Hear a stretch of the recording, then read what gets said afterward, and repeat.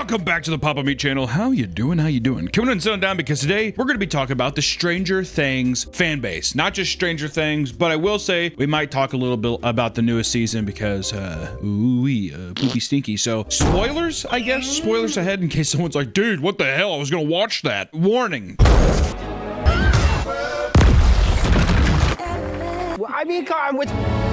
You've been spoiled. The release of Stranger Things might be one of the biggest media sensations of all time. People like to, shit on the last season and be like, this shit's a dog. But people forget that for the last 10 years, this show has had a goddamn stranglehold on the population, right? Granted, might be a younger fan base, but a fan base nonetheless. And we've covered obsessive fandoms before, but Stranger Things is up there with one of the most feverish, one of the most diabolical, one of the most rabid. Not only are they glued to the screen and hyper-analyzing every single scene, they're also shipping characters and sometimes delving into straight up harassment of the young actors themselves, which also, if you don't know shipping, I'm pretty sure it means they're like, this person should f this person. That's a ship. With the recent release of new season, there has been a divide over the ending of the entire series. And now more than ever, people are realizing how insufferable the fan base truly is, which if you didn't get that from the TikToks from 2 years ago, remember Eddie Munson?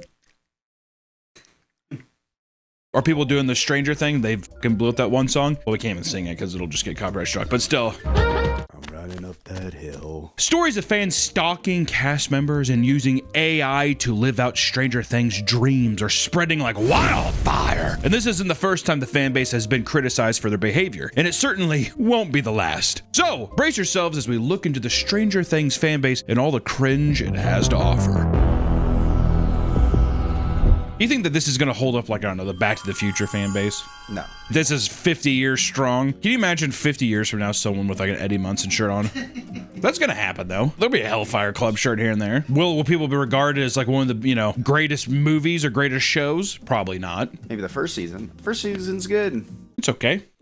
But to truly understand why the fans of Stranger Things are losing their collective minds across the internet, we got to go back to the beginning. Stranger Things was created by the Duffer Brothers and released on Netflix in 2016, instantly becoming a massive hit and marking itself as one of the platform's most popular shows. Can't believe it's been 10 years. 10 fucking years. 2016. Holy moly. The story takes place in the 80s, and immense work was put into making sure the setting feels like it's taking place during that time. The music, the clothing, and the innocence of depicting children going on adventures in a small town unlocked a deep longing and obsession with nostalgia. If I remember back then, that is truly the beginning. I feel like Stranger Things marked in media that true, like, everything's going to be 80s. The 80s nostalgia. I could be wrong, could be talking on my ass, but I feel like around that time is when the 80s nostalgia really blew up, which is we're in the 90s now. Now everyone's nostalgic for the 90s. It definitely accelerated it. Everybody's just wanted to copy Stranger Things. Yeah, everybody was just kind of, which I think the It movies, those were like 80s, because they even got like some of the cast members from, or just maybe just Finn Wolfhard. But I remember just being like, is this just Stranger Things? I felt it was very, I don't know, it was odd. The series continued, releasing new seasons fairly consistently, and as the show got bigger and the story became more fantastical, the budget started to climb from initial $48 million from season 1 to $80 million by season 3. And this is where things started to ramp up. The time between seasons went from around 1 year to over 3+ years, with the budget drastically multiplying. Fast forward to the end of season 4, it was understood that the following season would be the grand finale, with a budget totaling around $500 million. Each year that passed by with no release, the more pressure there was to deliver an amazing payoff, right? Well, surely we're waiting because it takes time to make perfection, right, Nick? Oh, of course. Also, our little teen cast, they're all 33 years old now. Eventually, in 2025, 3.5 years later, the final season dropped. While fans had a lot of great moments to appreciate throughout the final season, a surprisingly large portion of the audience was greatly disappointed by a lot of the decisions made. Now, let me ask you this, Nick, because you haven't seen it. You're probably not going to see it. No. I saw it. You like it? No, but still, I was going to say, is there any conceivable way this could have made a landing? It's the same thing with Game of Thrones. Even if Game of Thrones took its time and, people were like, you need to build up this, you need to build up that. Does it take too long? And then people were like, this should have ended 3 years ago. This should have ended 2 seasons ago. I feel like with these long-standing giant things, you get so big that there is no possible way you could stick the landing. You're not going to please everybody. No. It's also extremely hard to end a show. I'm trying to think, I think Breaking Bad. I remember remember at the time people bitched about that. I know people look back on it now and they're like, it was awesome. Yeah, exactly. There's always, when it first comes out, people are always going to be disappointed, especially if there's like a mystery. Or Vince like, Gilligan's the only one who knows how to do it right, dude. Better Call Saul, great ending. the people universally love that ending. I don't know. But see, at the same time, is Better Call Saul as big as Stranger Things? No. I think you get so big that I don't think. You need to be medium big. Yeah. If you're the biggest, you're gonna be like the fucking, what's the giant blimp? The Heisenberg? Oh, the Hindenburg. Yeah, I know. But see, it's there. This video is sponsored by Helix Sleep. If you're saying new year, new me, but you're still stuck with the same old mattress, what the are you doing? A well-lived life starts with rest, and nothing feels as good as waking up on a mattress that's made for you. With better sleep, you can have more energy and more focus, helping you stay productive. Duh, you think? So many of us are getting it wrong from the start. Good sleep starts with a better mattress. No way, right? If you're sleeping on rocks, if you sleep on a mattress, it may be better. Really, Helix has 20 unique mattresses, all set to serve a specific purpose. If you're too hot at night, or if you sleep on your side, they want to know! Each of these personal details allows them to find the right mattress for you. Before you get a Helix Sleep mattress, you take a sleep quiz to find out the perfect blend of what you need. Do you like homework? That's what you gotta do! Let Helix Sleep find your dream mattress, and everyone is different. For instance, some people need a firm mattress. Others might prefer a soft one. Others get very hot at night. Some need cooling memory foam and Glaciotech technology to sleep. The quiz is very quick, but it takes your answers and recommends the best mattress choice for you. I'm getting my best sleep with my Dusk Lux mattress. It serves my particular needs and it provides deep, restful sleep each night. And it's amazing how much sleep can affect your mood and energy. Can't you tell how chipper I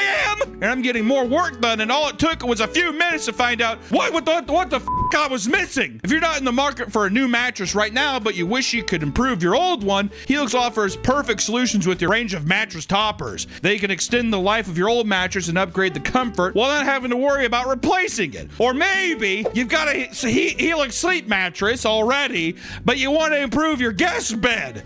Grab a mattress topper and tell them that we sent you. Get the sleep you deserve and head to helix.com/papameat to start sleeping in your new mattress today. To take advantage of their New Year's sale exclusive partner offer and get 20% off site-wide. Hey, thanks Helix Sleep for sponsoring this video. People began voicing all sorts of complaints, from plot holes to the Marvel levels of CGI that encompassed the big finale battle, which lasted all but a few minutes after 10 whole years of build-up, you know, which is kind of the same thing with Game of Thrones, of the Ice King and all that kind of shit. It also became apparent that the Duffer Brothers were introducing so many characters to the show that multiple scenes were alarmingly packed with people, which if you look at that, every goddamn episode, there's just a scene of 7 people everywhere. And they're all voicing and going back to each other, you know, explaining what's happening in the scene to great detail. This flashlight is the Squawk radio tower, and this slinky is the bridge. This is Will. This is Holly. This is Max. They were dormant, just like these kernels. This is Vecna, and this is the wormhole. And this, you know, it's people grabbing things from around. It's become a giant meme. But even during one of the biggest moments of the show, when Will Byers comes out as gay, really funny, there are people in the room that have basically never interacted with them at all. Also, you have to think of, too, the world's ending. Well, actually, to be fair, if the world's ending, better get it out than keep it in. I don't like girls. I like girls, just. I mean, I don't think he ever says I'm gay. I'm gay. No. I think he just says, I mean, I like girls, but not like that. Is that a verbatim line? I think something like that. I don't like girls. I mean, I do, just not like you guys do. He could just be like, bro, I'm gay. Which, how sick would that be? Hey, by the way, guys, I would love to suck a cock. I wish one of the friends was disgusted by it. Oh! That would be more for 80s? Are you kidding me? One guy's like... Like Hopper? Dude, we shook hands earlier. What, Yeah, Hopper.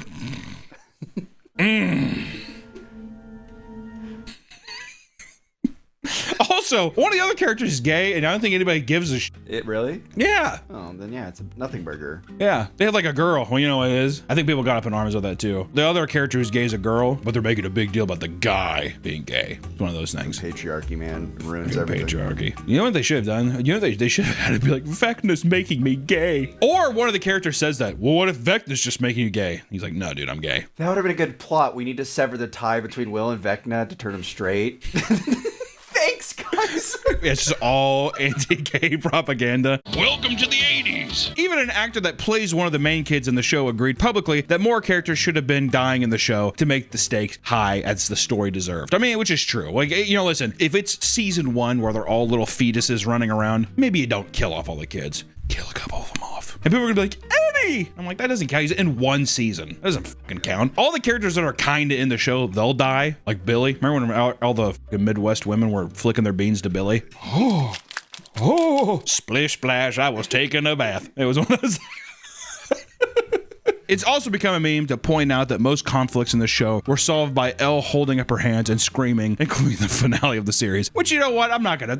Hey, welcome to anime. Is that not fucking every goddamn anime ending?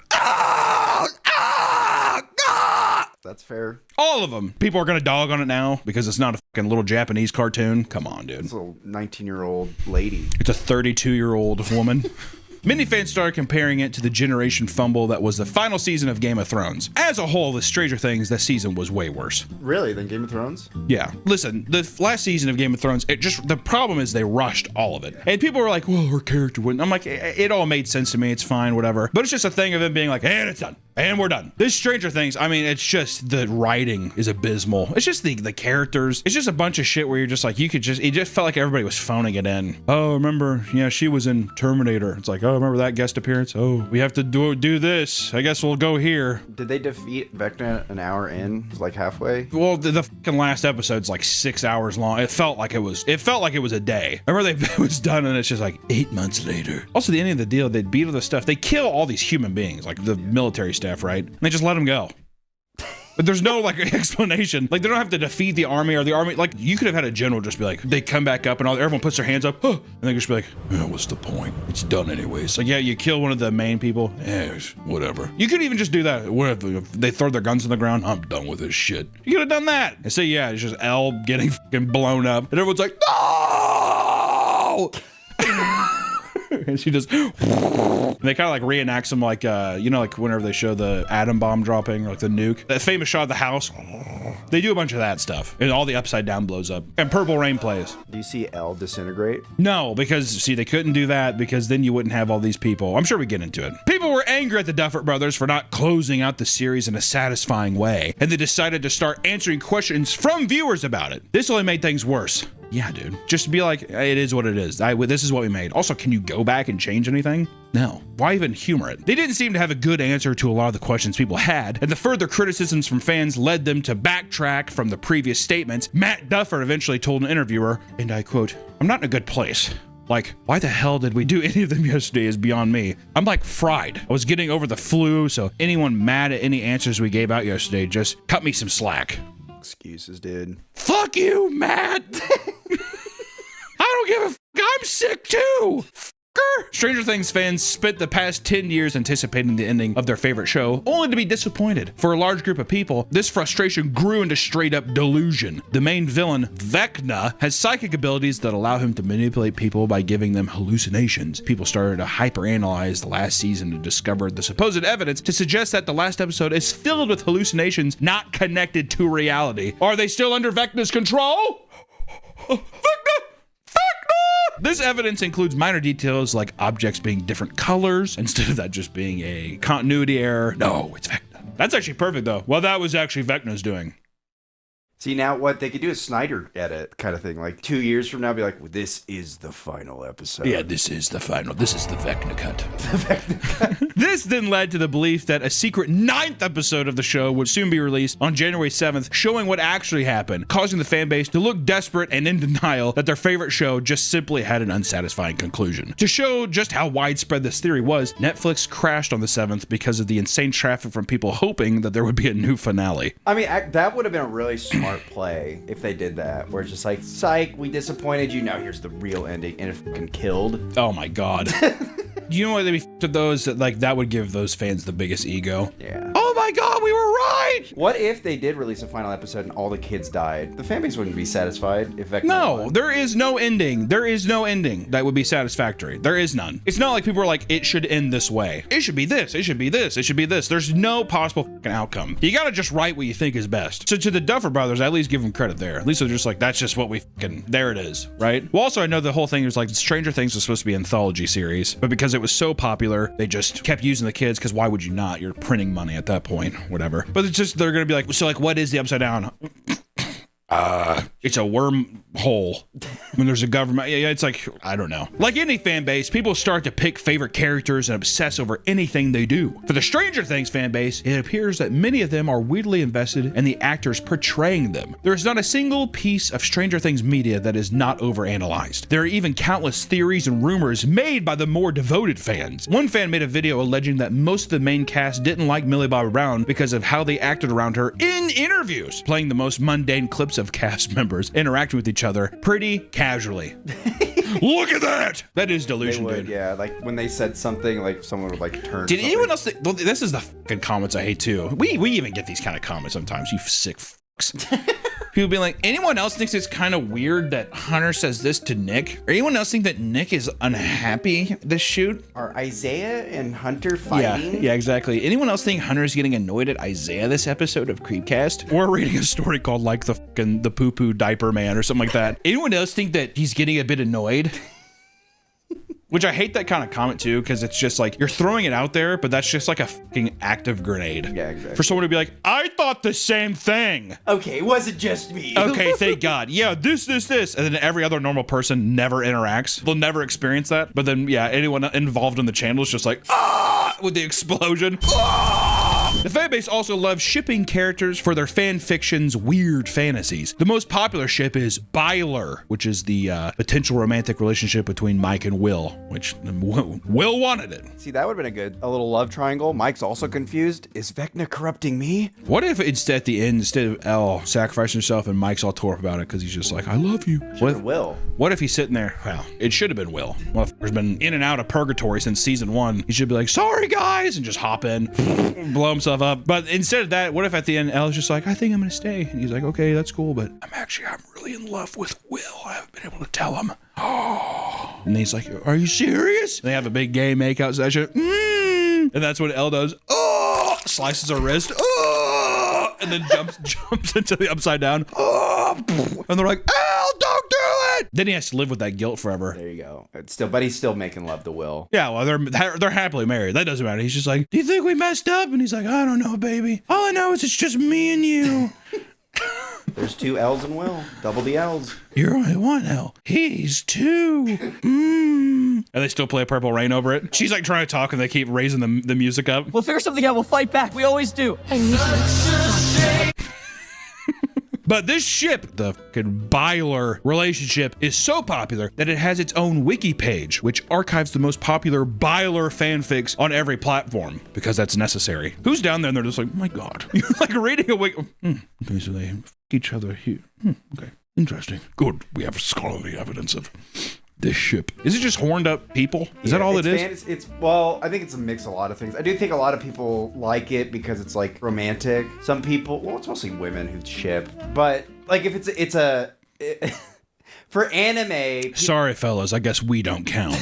For anime, a lot of guys like to ship the main character with the girl they like because it's just like, I would date that person, so the main character should date that person. So they're like, I vicariously see myself through this main character, and that main character being with this person means I'm with them. Like Luffy and Nami. Yes. Or Luffy and Usopp. I want to see Luffy sit on that nose, dude. Come Yeah. Gum pleasure. After this last season, it was revealed that Will was gay, and there was no hint of Mike and Will getting together. Fans were left in literal tears after finding out that their favorite headcanon was not a reality. I do love that. What? Because that's the other thing too, the Stranger Things, it's like breadcrumbs. So you can just, however they see it. So also closing this off, it brings everybody back down to reality. Yeah, Mike being like, nah, I'm not with that. See, that would have been a good, I feel like I haven't seen this last season, but if Will sacrificed himself in his last moment, he told Mike, I love you, or whatever. Yeah, he does this. There's the... and then he's blown up and he's like, I don't like girls. Or he could have just said, I love you. Yeah, exactly. I love you. I love you too, man. No, not like, I mean, I love you. Yeah, not like that. And then he turns around and then Mike is doing math in his head, realizing what that means.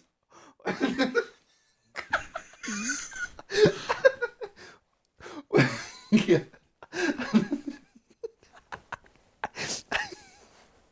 Will! And he turns around, Will! And then... one woman was left bawling her eyes out yelling, why can't they just fuck? After finding out 11 dies in the series finale. She f***ing died, so like why can't they like I don't understand. I don't give a f*** about his random ass boyfriend. Like why did Why? I think people don't give a f, do they? They're like, I don't give a f. I need my fix. They're not 18 by the end of the season? I don't fucking know. I mean, they probably are. I don't know. Well, yeah, because they're all graduating high school. So yeah, they're all 18. Okay. Whatever. It's just weird though, where it's just like, I remember watching you as a little boy. I remember when you were 5. That kind of thing. Remember when the show started and you were 8 years old? Isn't that kind of weird to be like, I want them to fuck? Yeah. That's just kind of odd. That'd be weird, yeah. I remember when the first season came out, everyone thought Mike and Elle's actors they wanted them to date in real life too, because like they have so much. Yeah, everyone does that though. Kristen Stewart, Robert Pattinson, Tobey Maguire, and Christian. I mean, it's just anytime there's an on-screen thing, people are gonna want it in real life. Harry and Cho Chang. Who? Oh, Harry Potter. Oh yeah, Cho Chang. Appreciate you, J.K. Rowling. There wasn't a lot of Cho Chang love, was there? I feel like it was always Harry and Hermione. Yeah, everybody wanted. Even J.K. Rowling was like, I messed up. Harry should have married Hermione. Yeah. Do you think? Yeah, she's with Ron. My ass. And then Ron and Ginny should have got together, had a little incest. I guess it's just me and you, sis. Okay, Ron. Us Weasleys gotta stick together, huh? That would make sense, though, too. The Weasleys are just like these inbred mutants. I don't think my sister wants to date me. And Harry's like... since the beginning of the series, you know? Well, I want to date me sister. We should probably try to go follow Snape or something. Hold on, I'm almost done with me love letter to me sister. I can't wait for spring break. Boom. Gives it to his owl. The owl's inbred too.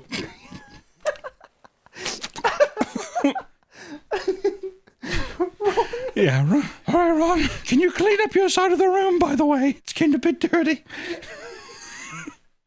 Another fan wrote a 2,000-word long essay about how they believe Byler will come true during the second release of the final season. This take was so delusional that even another Byler fans were telling the person to calm down and come back to reality, insisting that it won't happen. Like how they have to have other people, listen, buddy, we're all hard. All right, but this is ridiculous. This is a fantasy, not reality. You're living in a fantasy's fantasy. All right, so let's come back to reality, but come here. Take my hand. Though the love for these two fictional characters might seem insane, the love this fan base has for Eddie Munson is on a whole new level. Which I will say, the love for Eddie Munson, 3 years ago, oh, that was, you couldn't escape it. When did he die? Season 4. Oh, he died in season 4? It was like 3 or 4 years ago. How many seasons was he in? 1. He's in 1 season. He's in just 1 season? He was in 1 fucking season. Yeah. Wow. I'm telling you. Eddie was a new character introduced in season 4 and had only 42 minutes of screen time across 13 hours of this season. Despite this, he was the central phenomenon of an entire movement of fanfics and cosplays. Steady was the name of another relationship fans created in their head between Eddie and Steve Harrington. They love to post thirst traps of cosplays making out in costumes, and the comments go bananas for it. Oh, God, this is hot. That's one thing I fucking hate. It's all gooning now in comment sections, isn't it? You open up one thing and they're like, oh, not me on my break. Not me when I'm breedable. I see that a lot with girls. Girls are fucking ravenous with that shit, dude. You gotta watch out. Oh, God, not this popping up while hubby's at work. Oh, this is making me wet. I saw that comment on a guy like making a song. He was like just a guy playing acoustic guitar, and that was one of the girls. This is making me wet. And all the comments underneath were like, I know, right?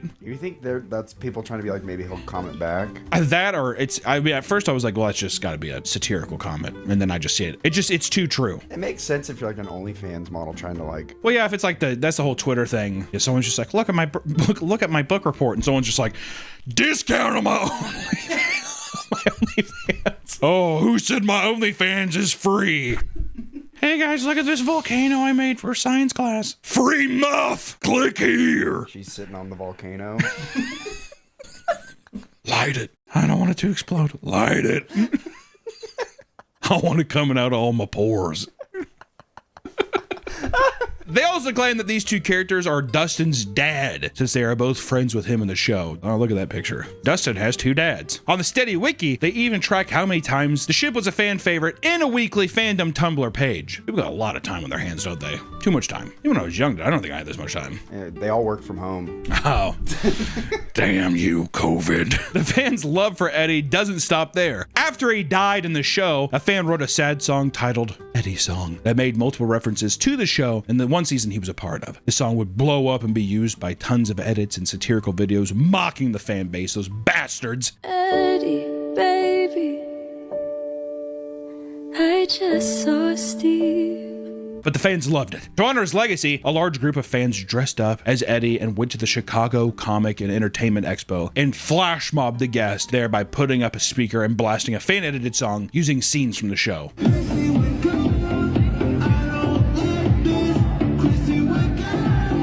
There were tons of people with guitars that didn't know how to play them because one of Eddie's most memorable scenes in the season was when he played Master of Puppets by Metallica. So people were just carrying around guitars. It's part of the costume. I don't know how to use a fucking sword, but I'm sure, like, you know what I mean? Once again, I don't see the problem with that. Yeah, I don't see the problem. Yeah, whatever. It's a fucking costume, okay? Unless he tried to play it and he thought he was good. Yeah. I mean, people air guitaring with a guitar there is cringe, but I don't know, it's fucking cosplaying. It's cringe already. Who gives a shit? The scene was beloved by fans and is referred to as Eddie Munson's upside down guitar god scene for how epic and gnarly it was. All the comments couldn't contain themselves about how metal the scene was and quirky it was for him to play a music solo right before death, looking death right in the eyes and saying, "Fuck you!" Being obnoxious in public comes with being an Eddie Munson fan, right? It's in the fucking first scene. Play a little bit of the first scene, not all of it, just like a millisecond of it. That's a rebel. Since he was known for being a crazy and quirky guy in public, it's inspired many others to do the same, right? To be their best selves in public. These videos, man, are gonna kill me. These videos of people doing this. It's just, you know what it is? People, I know people say like, we need to bring back shame. It's just common decency is what it is. I feel like everybody's kind of been like this though, right? There's always been some iteration of this in some way. Or has it always been kind of contained to conventions? Because to me, if you're at a convention, I don't give a shit. It's like a playground basically. As long as you're not harassing people, but it's just if you're in cosplay and you're walking around, you're not doing anything fucking wrong. Or especially if you go to like a panel. I've seen so many people where they're like in a exhibit hall and it's like the Eddie Munson guitar contest. And yeah, it's cringe, but it's what this room is for right now. Yeah. I don't know. Anything that disrupts the public that are just trying to exist. Shame on you. In a video uploaded to TikTok, a student stands on a lunch table in a crowded cafeteria and begins to shout one of Eddie's famous monologues from the show. The one we showed. Showed it again, a millisecond. That one. One commenter explained that this cringe lord was exactly the type of weirdo Eddie Munson was, except he's not conventionally attractive, so people are making fun of him instead of gooning to him. That's true. That's where they get you. You kind of have to be pretty attractive to be like, because then you're like, oh, all right. That's strange. Why are people making fun of me? Usually they should be flicking their beans right about now. It's probably Vecna. I have a feeling that there are some people that it's like the Slender Man killings. They believe Vecna's real. And they're like, Vecna's ruining my life. Vecna, get out of my brain, Vecna, get on my brain. I don't want to have to stab my geometry teacher. That kind of thing. Don't make me be crazy. Are you sure? Okay, I'll do it. If all that wasn't enough, Bath & Body Works made an Eddie Munson's candle called Eddie's Leather Jacket for the fans to enjoy. That's a fucking dynamite idea. Yeah. Holy fuck. Whoever came up with that, you need a raise. Yeah, because we were like, oh my god. Flick your bean to that. Other characters like Eleven are subject to weird edits, including a 30-second edit of a superfan green screening himself into a prom dance scene with the character so he could kiss her and dance the night away, which I just find this stuff sad. How old is the kid? Because, like, I feel like if I was younger and knew how to edit, I'd be doing cringe shit like this. He looks like he's maybe 17, 15 to 17. Okay, 17's a little too old. He looks a little older. To be fair, I will say the edit, good for him. You know what? That's just raw power is what that is. A guy just being like, watching that over and over again. Man, it really was a great prom.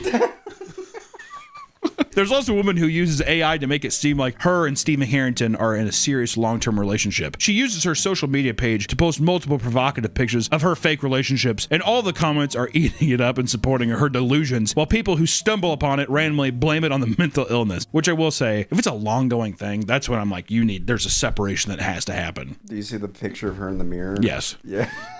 Yes, I see. I wish I didn't have to see. I wish I didn't have to see with the context. Maybe afterwards I'd be like, whatever. But it's just this long-term relationship thing. I don't know. If it's a troll, it's funny. There was probably a lot. Yeah, I mean, if it's a joke, but this is like a long-term thing of someone being, because I bet you during that, I feel like 2023 was the true peak of Stranger. Like season 4 felt like that was catastrophic. I mean, it was everywhere. Season finale, I feel like it just took too long. The wave died down a bit. Also, all the people were growing up, but I feel like it's just those things that held on. Those are the people that held on to the fandom. Was there anything memorable in this season? In this season? Besides like Elle doing like... Just the Will when he's gay. That's like the big thing, I feel like. But that's not really fun, I guess. Like...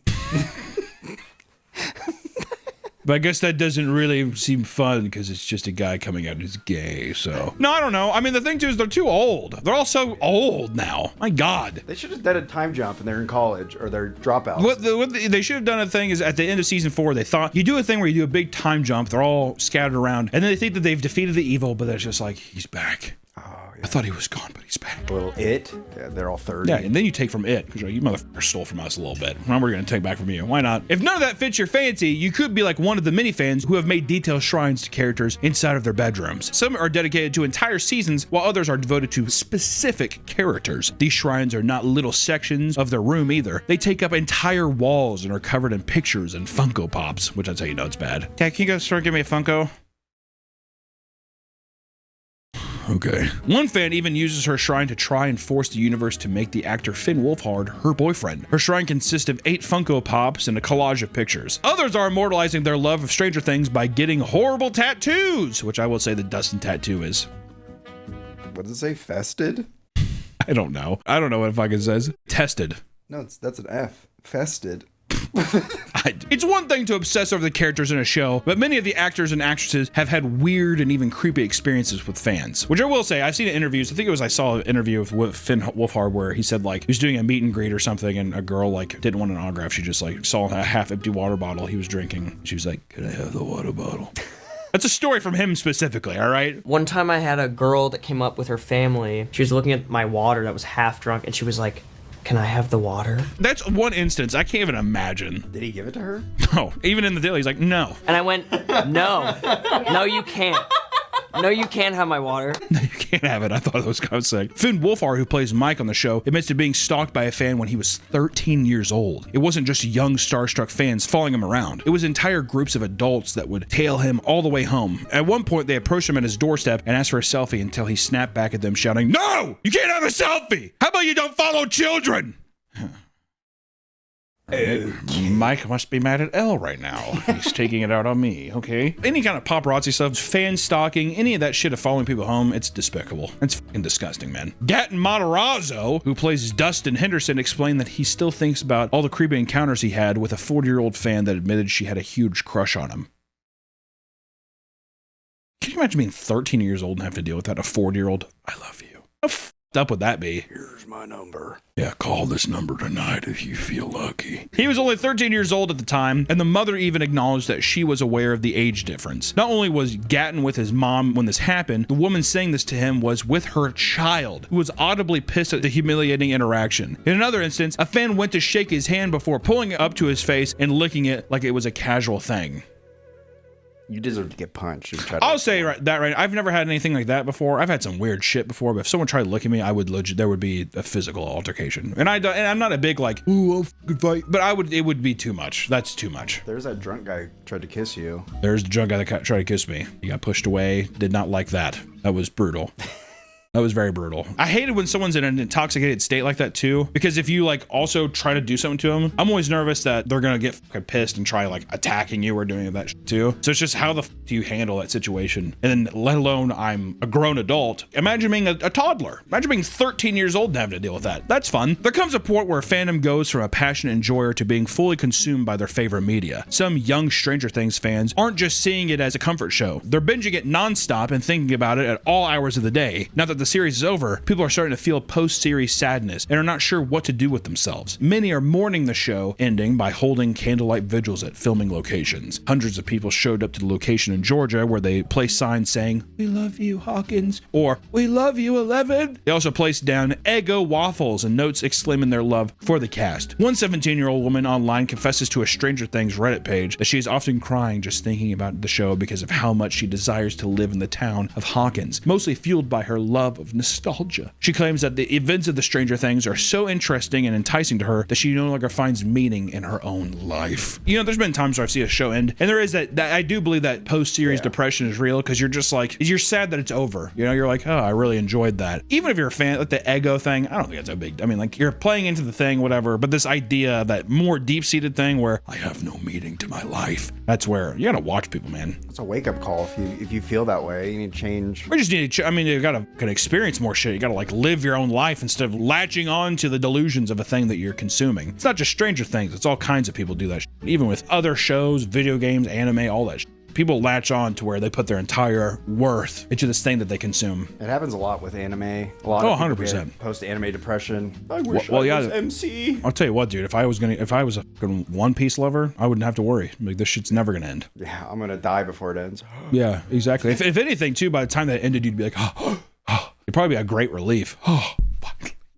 The fan base is filled with all sorts of controversies and crazy people, which has left many people feeling fan base woes. The horrible reception of the series finale has left many fans divided on the show in general. Many conclude that they hate their own fan base for how they're acting. Multiple posts have been made complaining about Stranger Things stans on Twitter and TikTok. These posts usually complain about how insane the fans are and how they're ruining the show for everyone. It's kind of like a band, right? You like a band, but then you look at the fan base, you're like, I don't want to be a part of this shit. Look at this. It's embarrassing. Especially with all the conspiracy theories surrounding the show's ending. Many are saying that they're embarrassed to be a fan and are making the fan base look bad by overanalyzing every little detail. When Stranger Things was released in 2016, nobody could have ever guessed it would become as big as it did. They also couldn't have known that the fan base would become one of the most cringe and unbearable groups of people online. But it makes me think, at what point isn't being a fan of anything cringe? You know, if you love something and you want to share it online, to me that's like what the online space is for, is to connect people, right? I know people, we used it a lot, and we are guilty of digging in on people or dogging on people for enjoying things. But at the end of the day, just be yourself and be whoever the fuck you want to be. I just say draw the line whenever you're emotionally breaking because the show is over, or like for theories or something. If you're emotionally in distress and mentally in distress, maybe take a step back and have a breather. Or if you're in public and you're being a nuisance and you can't control yourself, just fucking take a chill pill for a second and realize that like other people are trying to enjoy stuff too, and that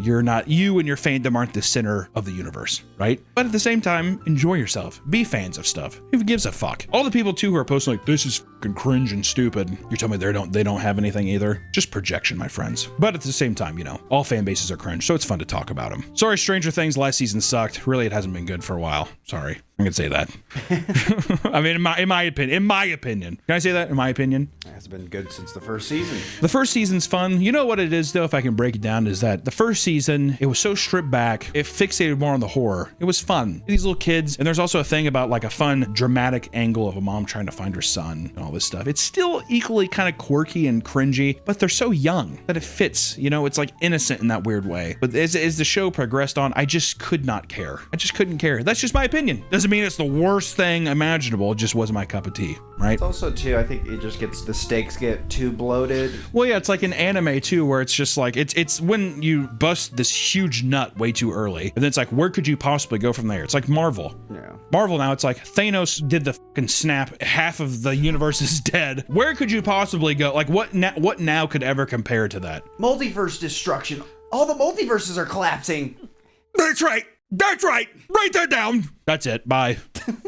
Welcome back to the Papa Meat channel. How you doing? How you doing? Come on and sit down, because today we're going to be taking a closer look at televangelist exorcism, which I guess just televised exorcisms. We're looking at weird fucking exorcisms. I don't know what I'm supposed to tell you. If you recall, we put out a video a little over a year ago discussing the greed and weird behavior of TV pastors. Give them a little snippet of it here.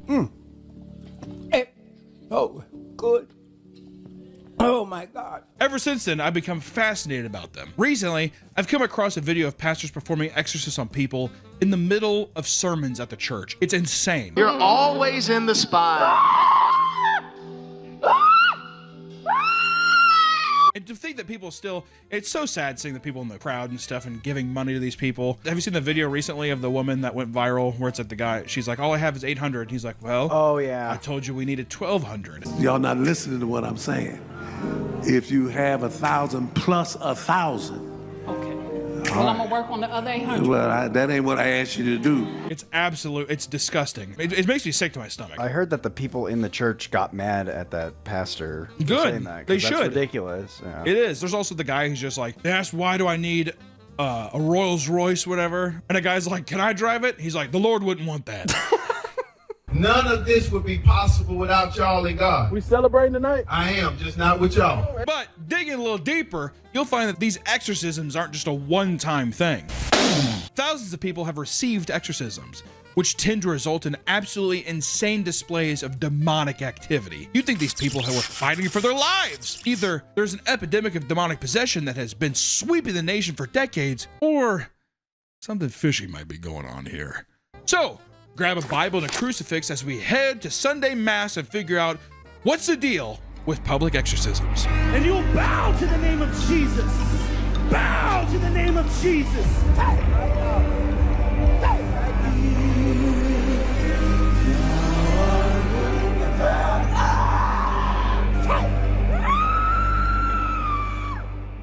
Okay.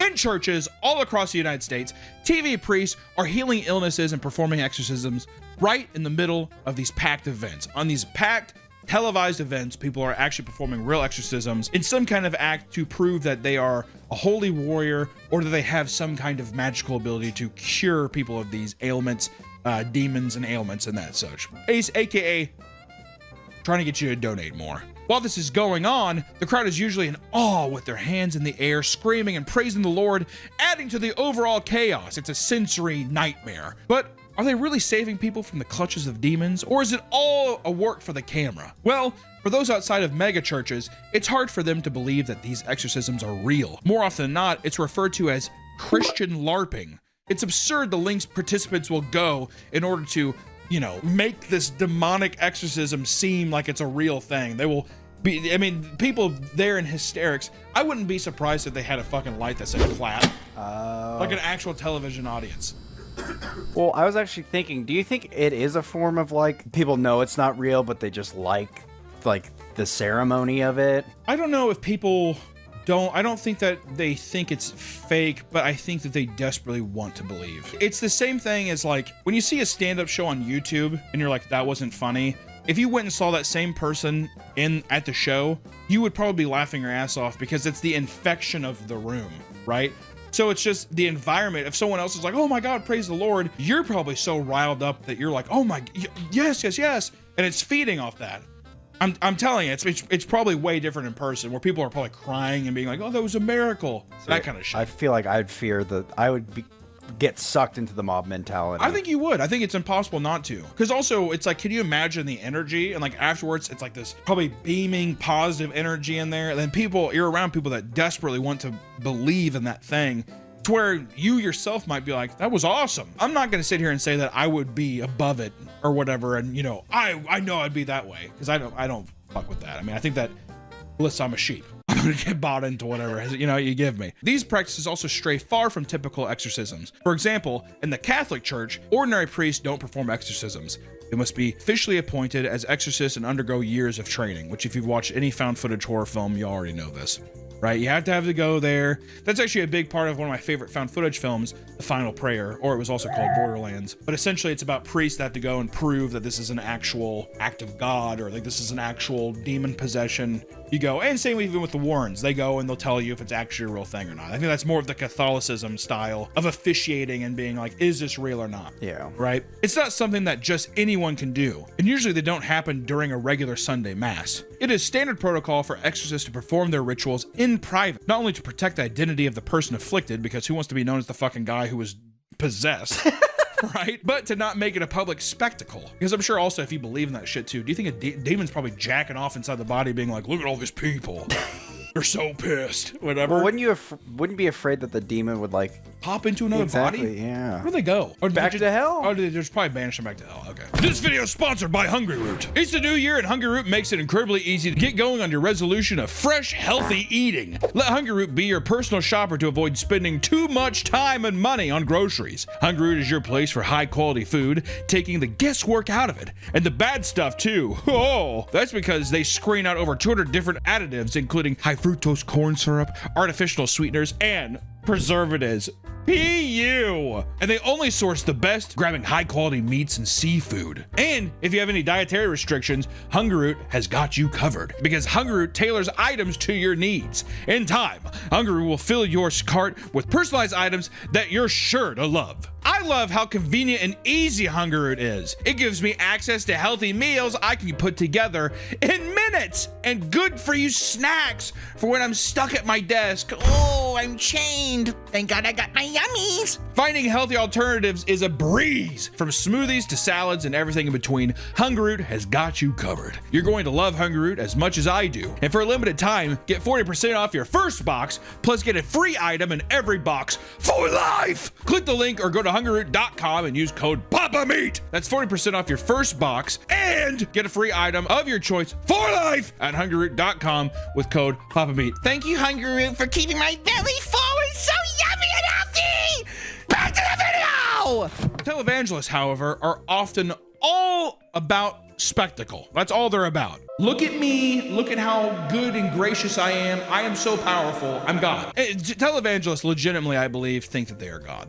Oh yeah, they love the power and the spectacle. They will say, I think that they are literally referring to themselves in the fourth person. So they're like, God says this, and in the back of their mind, they're just like, yeah, God, my pants are so stiff.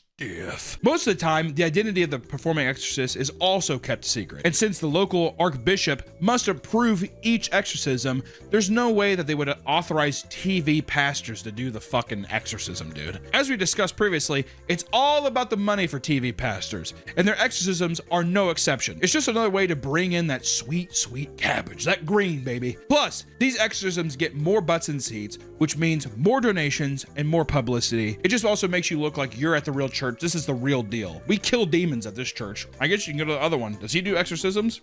I doubt it. With so many different pastors claiming to do the same thing, some have to get really creative in order to hook in new believers. When you think of things needed to expel a demon, you probably refer back to popular films like The Exorcist, which depicts priests using holy water and crosses, right?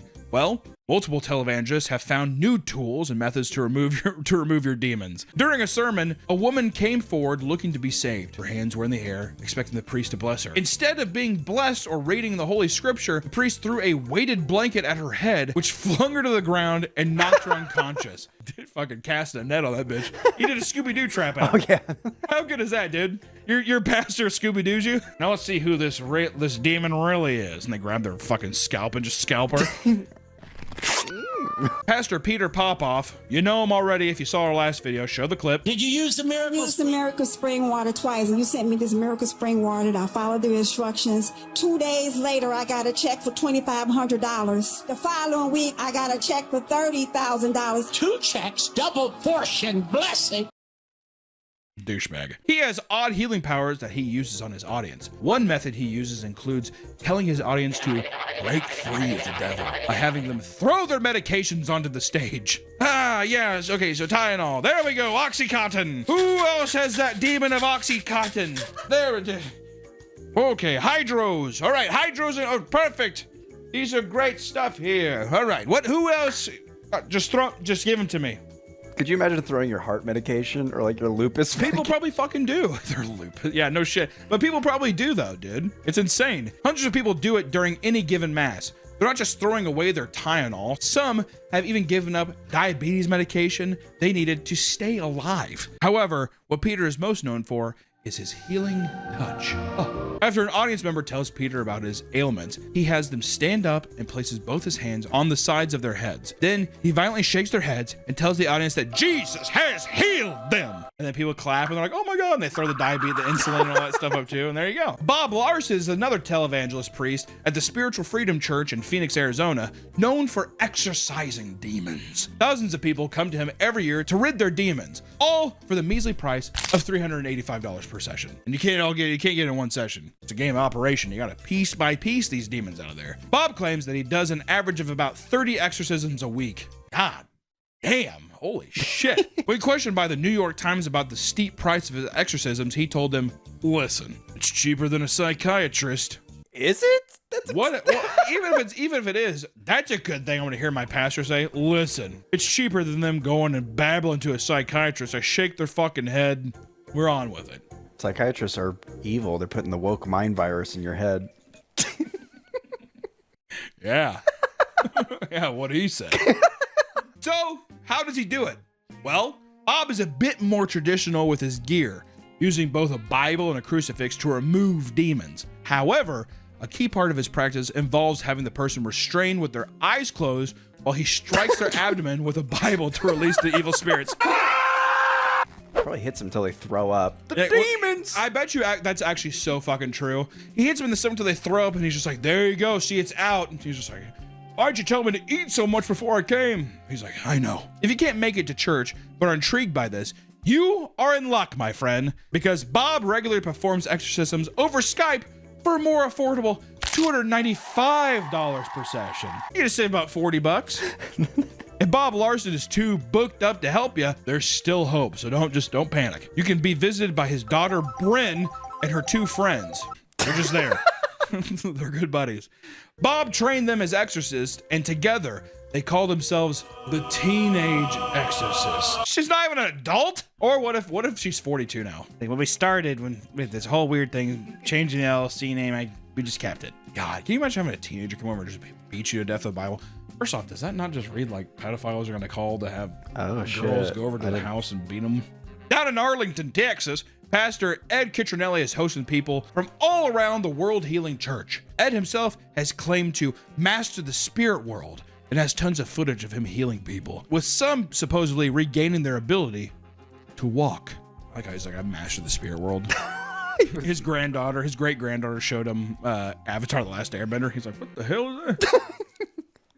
What's Ong? His name's Ong? While he is similar to many other pastors that claim to have healing capabilities, he has become well known in a much more unfortunate way. One case that blew up online that he probably wished had never been filmed was a woman who frantically came to the front of his church telling him how a demon showed up at her house with his penis out and put it in her mouth. Oh, I fucking want that shit. Ah. Wait, so how big was the demon? Was she already on her hands and knees? Why does it matter, Nick? Wait, hold on a second. How big was the demon? Can you have her text me about that? The demon's like visiting at night. All your house is dark and you opened your door and you're just holding there with your ankles. The demon looks in.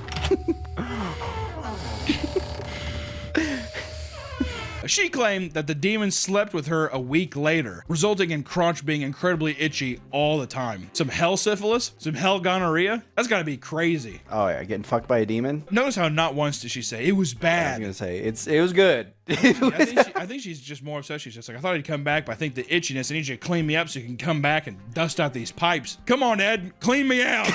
Has like bleach and some like Clorox or whatever. He's like... To cure this woman, Ed slaps her on top of the head, causing the demon to possess the woman and flee from him. Eventually, she is stopped by the crowd and begins to gag and spit up on the floor as Ed forces the demon's sperm out of her mouth. What? What an odd theatric. Because obviously he's like, you're going to say that he impregnated you or whatever, and I'm going to have you spit up this. So she probably like had it. I bet you that she walked up, she's like, a demon possessed, because she's holding the sperm around. A demon possessed me, the couple mouth. And then she has fucking bukkakis on the goddamn ground. See, I thought as she was running, she got the little syringe. Oh, maybe she did. Oh, whatever, maybe, I don't know. But it unfortunately doesn't stop there. He sprays holy water on her vagina and slaps her on the head and then causes her to collapse, supposedly freeing her from the demon's grasp. Spray the other side of the carriage. Yo, and it's gone. I don't think he did a little dipstick test, but I definitely think he did a yeah, sniffed up. Demon stinky. Oh, that's a stinky demon. After the exorcism, the woman came back to the stage and talked about how, while in the bathroom, a white substance left her body, which Ed claims is the demon. I'd be grossed out. I want to say all of that to me was excessive. I don't even like that we talked about it. If I was a good church-going boy, I would not go to that church anymore. After that, You don't have it. Well, how old are you in the situation? I'm 13.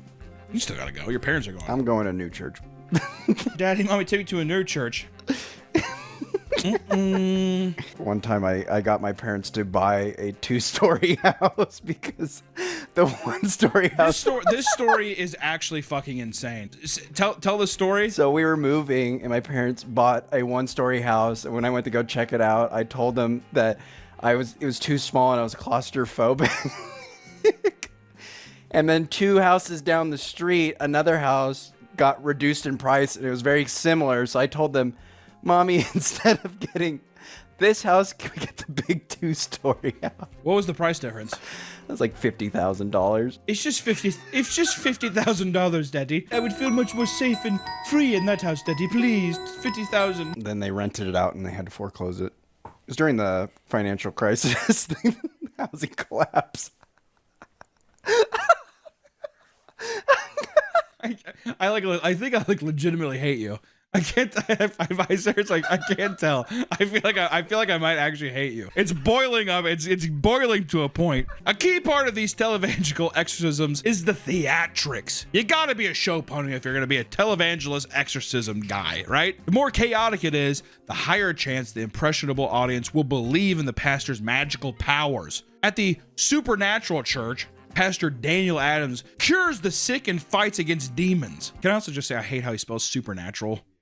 Fuck off, dude. To do this, he has his followers called Forerunners pay monthly memberships that range from $22 to $555 a month. Remember how we said it sounds like a corporation? What does it sound like? Does this church sound like? I don't know. If you decide to join, you'll enjoy seeing all sorts of holy performances. People falling over and shaking, some screaming at the top of their lungs, and even demons coming forward and speaking to Daniel. Like this one here. Does she want you? No. She wants Jesus? Yes. Then you know what that means. I don't care! Thank God I paid $555 for that. That's worth the monthly subscription. Actually, to be fair, if you were a guy who's just like, I like watching crazy people do shit, is $555 worth the admission for like watching people get fake exercise? Like they believe that they're being exercised? If you're just like a people watcher, is that not fascinating? I'd pay the $22. If I got to see like 4 fake exorcisms and they believed it? If it's a big spectacle. It has to be. Yeah, I mean, it's a big deal and people are like, oh my God. I mean, would that not be kind of fascinating one time? What if it's the girl spitting up cum? No, I mean, if that's not worth the price of I mean, I don't know what else is. If a guy's just like, what is that? She's like, oh. Actually, it would have been really cool if she actually spit up an egg. Kind of like Hillary Clinton in that video. Yeah, she's got the Clinton egg. But to sweeten the deal, Daniel offers training to become an exorcist, along with a certificate of training for every membership tier. It's kind of like Scientology, except actually more retarded. Once you're certified, you can head over to this online store and buy a Demon Sniper t-shirt to show you mean business.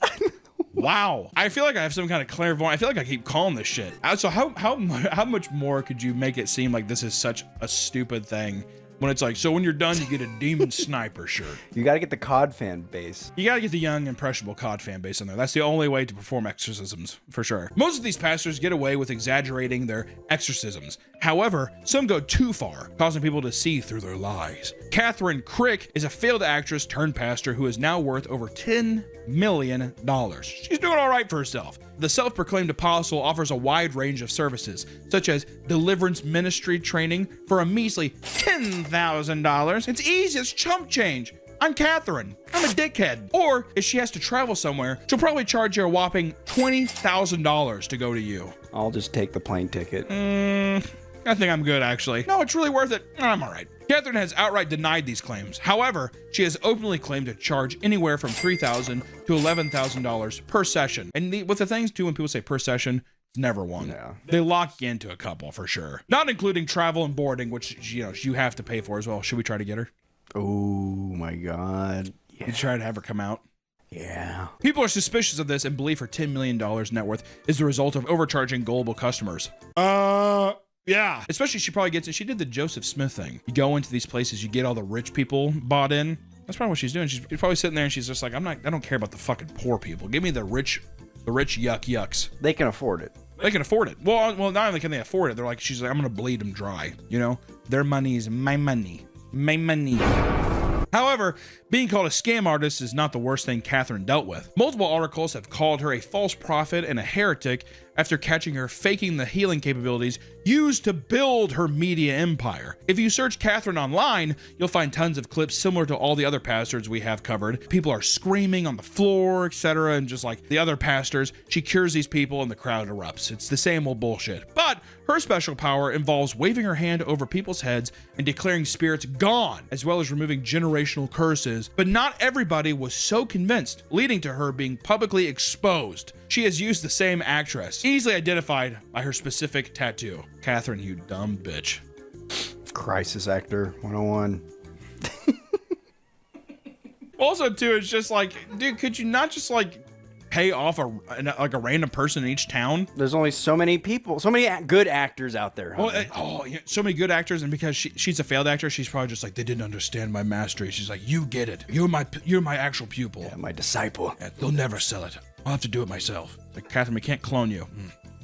Of course we can't clone me yet. Not only that, but this same woman has been used in one of Ben Larson's exorcisms as well. Either this person is Lucifer herself, or she's being a paid actress of possession, right? She's probably just a fucking actor. That is not the only instance of Catherine using the same actor for her miracles. During her Deliverance Roadshow that she takes across the continent, Canada audience members noticed the same man possessed on 2 consecutive nights. I thought that you cured this one already. She even uses children in her stunts that are as young as newborn infants, claiming she can free the family of a demonic curse, which is so fucked up, dude. What kind of psychopath allows that? Here, you can use my baby, Catherine. I've seen some where they say autism's like a curse made by demons, and that they can cure autism by removing the demon. He got in the car. I didn't ask anything. I didn't say anything. And his words to me were, "Mommy, there was something evil in my mind." It's fucked up. Yeah. Other miracles she performs consist of saving a man from Nazi witchcraft, which ends in him violently rolling on the stage for the crowd's reaction. Go ahead and show it here. Praise God. Praise God. Hallelujah! I think the guy's probably just a racist Nazi. I don't know. She also once saved a woman from all the demons she had acquired eating cursed food. She's like, every time you ate Panda Express, you got a demon in you. She's like, oh boy, oh, I'm definitely cursing, Catherine. To this day, Catherine and all the other TV pastors are making bank off their exorcism practices, despite many of them being debunked. Watching these videos, however, here is something else on my mind. If you watch enough of these LARPing exorcisms, you'll realize that a lot of these pastors are hitting and shoving these poor people to the ground. I mean, like, they are assaulting these fucking people. Even if they're actors, you're like, God damn, dude. Eventually, someone has to get hurt. So how dangerous can these exorcisms get? Believe it or not, there's a long list of people that have been injured. What's even worse is that a lot of them were hurt by being sat on or stomped on. Yeah, they fucking curb stomped. At a small church in a remote Minnesota town, a woman was sent to the hospital after the pastor believed she was a witch. Are we Puritans? Is it the 14th century? Are we in the 14th century, Nick? Is it 15th century right now? I don't think so. I don't think it is either. That's weird. Reverend Stephen Heelberg was mid-sermon when Mulaney Underwood entered the church and immediately caught his gaze. That just pissed him off. So if anything, he's probably on a roll. He's probably just like doing bumps of coke and he's just like, uh-oh, witch! You know what I mean? It's probably something like that. He stopped what he was saying and rushed over to the woman, asking how she was before jumping over more chairs to get to her so he could push her to the ground. God damn. While on the ground, he called her a witch and began to shout, "Get out! Get out!" while jumping on top of her. Thankfully, she only suffered a few bruised ribs, but the issues didn't stop there. When the case went to trial, Reverend Stephen brought 350 church members to hum the song "We Shall Overcome" in the hallways and followed prosecution witnesses into the bathroom. In the end, Stephen was acquitted of all charges because the jury found his religious intent to be sincere. One jury stated, quote, "He was truly sincere in what he was doing. It was his feeling he was confronting a spiritual force. He felt she was susceptible to that force." There's got to be better vetting for juries, man. A jury of your peers, and you realize like how retarded most of them are. Dude, that shit's gonna, some karma type shit's gonna come back and bite him in the ass. Stomp on some dude. Uh-oh, there's a bullet in your chest. You never know. I mean, maybe don't put that in, but still, you know what I'm saying? I bet you some people are like, I'm not gonna, okay, well, if that's how it is, that's how it is. Let's fucking go. So he just she just walked in? She just walked in and he was like, are you, and he like was toppling over chairs. Are you okay? get out! And he just pushed her to the ground and stomped on her ribs like a fucking psychopath. Cool! 4 years later, a similar incident occurred in Glendale, California, except the victim wasn't so lucky. Soon So Choi was a Bangladeshi missionary visiting a Korean church. She was approached by a family from China that claimed that a 57-year-old Kyung Cha Chung was possessed by demons, causing her to be arrogant and disobedient towards her husband. Sun called Kyung and her husband Jae Wo to his church, and once there, the two men strapped her down and began to walk and stomp on her body. What is the? Are they trying to beat the demon? I think it's literally them being like, I feel like it's a human brain of being like you're expelling something, so they actually just think about like smashing and things like actually expelling, right? Like it seems stupid, but I think that's people's actual like, well, you have to stomp the demon out kind of thing. It's like using the Bible and hitting someone in the stomach. Yeah, I don't know. They believe that with each footstep, they were forcing zeal into her body and driving out the demon they called Legion, like from the actual Exorcist movie. I am Zubulu, whatever the fuck it is. After a grueling 7-hour exorcism, 7 hours, Kyung would die from severe internal injuries, including shredded muscles and crushed organs, and 16 broken ribs. Following her death, Sung and Jo were both charged with involuntary manslaughter, and the priest received a maximum sentence of 4 years, while the husband received only 2 years. Come on, give him more. Give him more. I'm at a point now where I'm like, what do we expect, man? Like literally, with all this, how many times have we said stuff like that? Where you're like, that's it? A woman sat there and got stomped to death, felt everything, and you get 4 years maximum, and then the other guy gets 2. But it doesn't stop there. Inside the Lord's Church in New Zealand, Pastor Luke Lee gathered a small group of followers to witness him perform an exorcism on a young woman named Joanna Lee. Joanna was held down on a mattress while Luke sat and bounced on her abdomen to flush out the demons. When he was finished with that, he then strangled her until she died. After she died, her body would remain inside the church for 6 days while the congregation videotaped it, hoping to capture a resurrection. During those 6 days, Luke would lie on top of her body and blow into her mouth as a part of his resurrection ritual. He also shaved her head and had his congregation sing to her. He called in the rest of his church to witness the miracle, but when one of the followers saw Joanne's black, rotted corpse, they called the police. Luke was quickly arrested and charged with manslaughter. He was sentenced to 6 years in prison and was deported back to South Korea in 2007. Oh God, it makes my stomach fucking hurt. What's so fucked up too is that you see all of this stuff, and then like a lot of the times when I see these televangelist people doing the exorcisms, you're like, these are the only people, and these are just actors, and it's just stupid, and it's them trying to manipulate money out of people. And then you forget that there's actual cult-like people, and there's people that believe it so much that they just go and fucking murder people, and it's just like, it's insane, man. Delusional. Yeah. It's fucking delusional. Exorcisms are supposed to be a serious event meant to save someone's life from demonic possession. Nowadays, they are nothing more than a party trick for pastors to profit on. And if it wasn't enough that most of these TV pastors require paid entry into their church, but now they trick people into believing that their life-threatening disease are curable. They're fucking monsters. It's just another case of people in power exploiting gullible and people that are in bad situations who simply want to believe in something, and in my opinion, they're the biggest waste of fucking life on the planet. Thank you so much for watching today's video, and for the love of God, don't participate in a fucking exorcism. I don't know, right? I mean, what the fuck do we learn from this? I don't know. Run away from churches? I mean, I feel disgusting after reading those last 2 stories. I don't know. Stay safe out there, guys. Keep the demons at bay. We'll see you in the next one. Welcome back to the Papa Meat channel. How you doing? How you doing? Coming in and sitting down because today we're talking about fast food. Everyone likes fast food. I mean, who doesn't, right? If you don't like fast food, you're a coward. You know what? You're also probably, you're one of those people who use charcuterie board, cheese. Dang, don't get me wrong. I know that every time I visit a fast food restaurant, I'm putting a little dose of death inside of me. You think I don't get that? I mean, look at America. Obesity's on the rise. Hell, it's been on the rise. I think it's just, that's the trend. That's the upswing. It's not even an upswing. It's just going to rise. It's a mountain that we're always climbing, much like Sisyphus, only we don't fall. We keep climbing. I mean, look at me, for God's sakes. Put a picture of me up shirtless. You think I got that with salads? Think I got that with a big glass of water? I don't think so. And it's gotten so bad that it almost feels like these fast food restaurants are just at a point where they're trying to kill us. I mean, does anyone remember the KFC Double Down? The concept of the Double Down was, let's make a chicken sandwich. Here's the kicker. There's no bread. It's just more fried chicken as the bun. It's with cheese, bacon, and along with it as well is gravy-nays.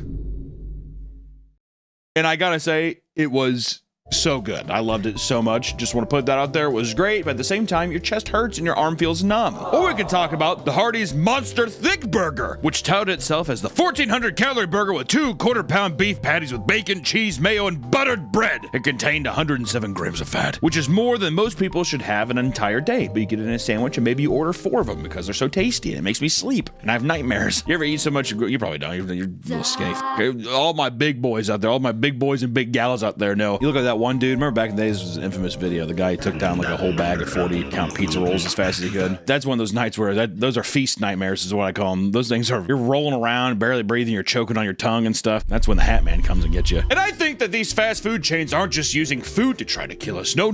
I think it goes far, far between. So today, I want to talk about all the ways fast food is trying to kill you. So let's talk about it.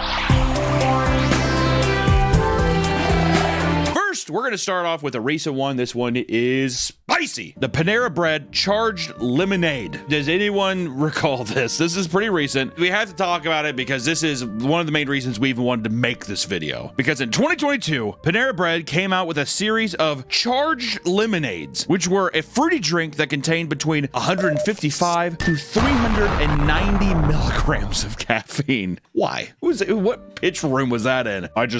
Cocaine? Can we put cocaine in the lemonade? And just for a quick reference, a regular cup of coffee that starts people's day has 95 milligrams. So let's go ahead and tally that up. That's what? About 5 cups of coffee in your lemonade? In your lemonade at Panera Bread. They sell soup there, okay? Now, as extreme as the caffeine content is, the FDA claims that you can have up to 400 milligrams a day and avoid serious negative effects. You can have up to 400, okay? You're at 390. Did we really need to just like knock on death's door that close? Could we have not just seen it from afar? However, Panera originally did a horrible job of advertising the caffeine contents. They were being a little slippery snake with it, okay? Alongside the charged lemonade, Panera also announced something called the Unlimited Sip Club, where customers could pay a monthly fee in exchange for free refills every 2 hours across a Panera location. How do they judge that? The Sip Club comes with a membership thing that you scan. They're just like, you were just here an hour and 46 minutes ago. You're gonna have to wait the 14 minutes. This meant free refills for coffee, tea, soda, and their new charged tea. Do you think that it's just one drink people are having?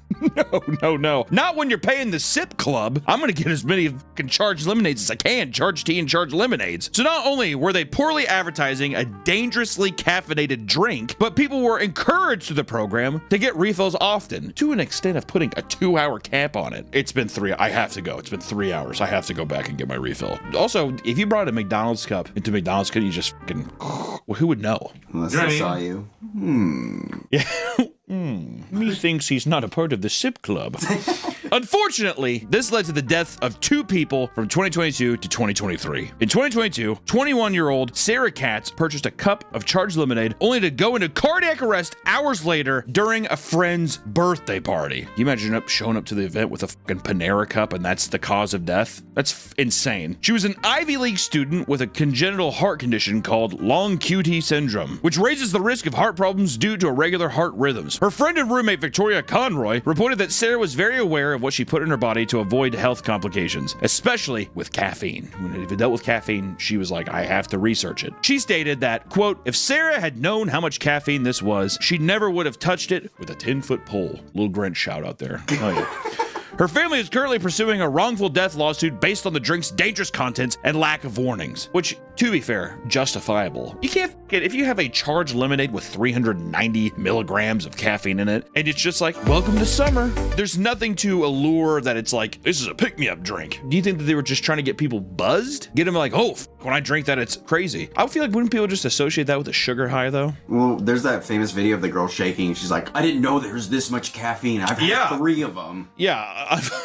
And then in 2023, 46-year-old Dennis Brown suffered cardiac arrest after consuming 3 charged lemonades from Panera. I mean, oh my God, it's great. 3 of them? Come on, man. I was going to say, after the first one, you have to feel something. Well, you'd be like, God damn, that was good. Well, that's what I'm saying. He was chasing the dragon on that one, wasn't he? Sitting there, he's just like, ooh, I'm shaking.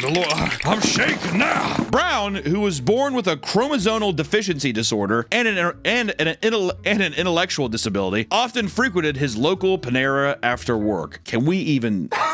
is that even relevant?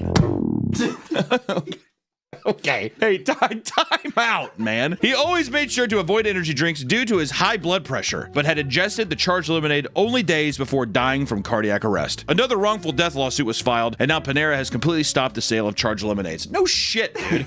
That is f***ed up that you don't anywhere on your sign where it's just like, this gets you like jazzed up lemonade. It's just charged lemonade. What does that even mean? If you look at the photos too, the charged lemonade is just tucked right at the top. You're like, oh, okay, lemonade. Oh, it's a mango citrus drink, you know? Oh, I see. Yeah. No. You know what I mean? It's so blends deceptive. in. Yeah. Well, how many fucking Chipotles have I been to where there's just like frescas and these exact juice? You're just like, oh, I thought it was just juice. So both of these people were probably like, I just wanted lemonade. Had no idea. Yeah, that's insane. No one's gonna read the small text too of like 30 fluid ounces, 530 calories, and 390 milligrams of caffeine. Who would even process that And little you just part? see the mango. Ooh. Can you imagine someone, he's just like gulping it down? He's like, oh my God, it's really good. He like looks over and that's when he sees it.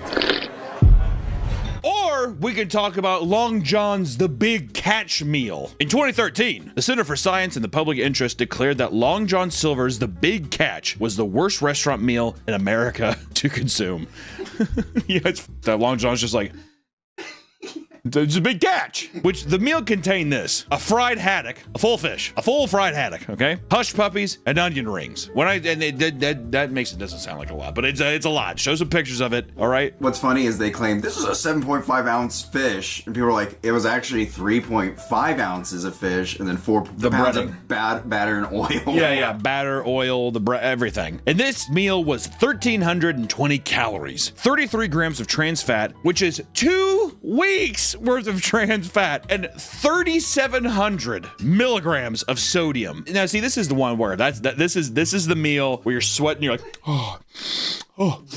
Takes out the Sip Club card. Give me my lemonade. I need it.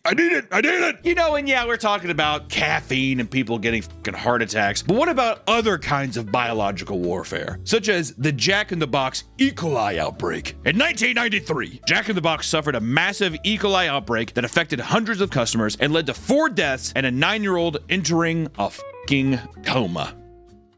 Okay? Which maybe you're like, E. coli, what is that? What's E. coli? Well, E. coli is a group of bacteria that leads to severe infections throughout the body, mainly the gut and urinary tract, which symptoms include diarrhea, vomiting, dehydration, and the potential risk of kidney failure. Fun stuff! The contaminated patties were found in Idaho, California, and Nevada, and resulted in 700 infections and 4 deaths. But Brianna Kiner, the 9-year-old from Redmond, Washington, developed hemolytic uremic syndrome, a condition that damages and inflames blood cells in your body, creating clots that can damage bodily organs. She became emaciated and jaundiced, and her condition worsened over time, and she started to bleed from every orifice before falling into a long coma. Her eyes, ears, mouth, everything. Can you imagine that nose? You're just like, all because you had a Hardee's burger. Man, to go out on one of a burger too. Hardee's, brutal, dude. Jack in the Box. Is it Jack in the Box?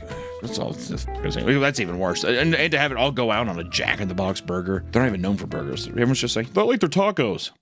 Well, what the f is Jack in the Box? Also, I hate that logo, that mascot. You don't like Jack? No, I don't like Jack. Fuck him. This video is sponsored by PDS Debt.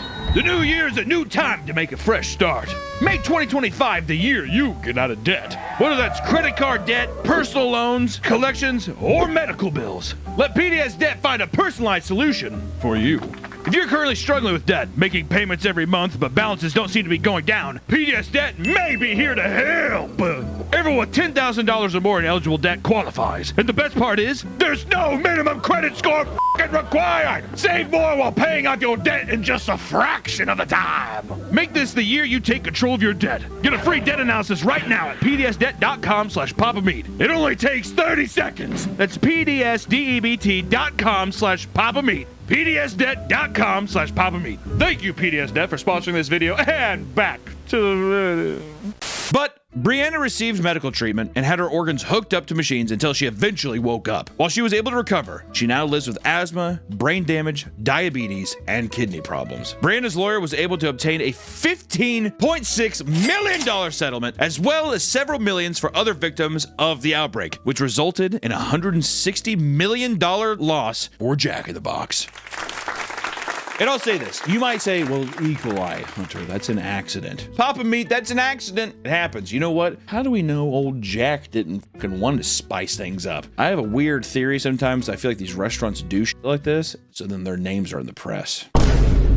All press is good press, they say. Even the negative. Remember when Peter Pan peanut butter? Everyone's like, oh, you can't eat that because it'll fucking kill you. Back in the day, it's peanut butter. And whenever that happened, around that time, their sales skyrocketed. Because everybody wanted to see if it would kill him? I lied. I have no idea.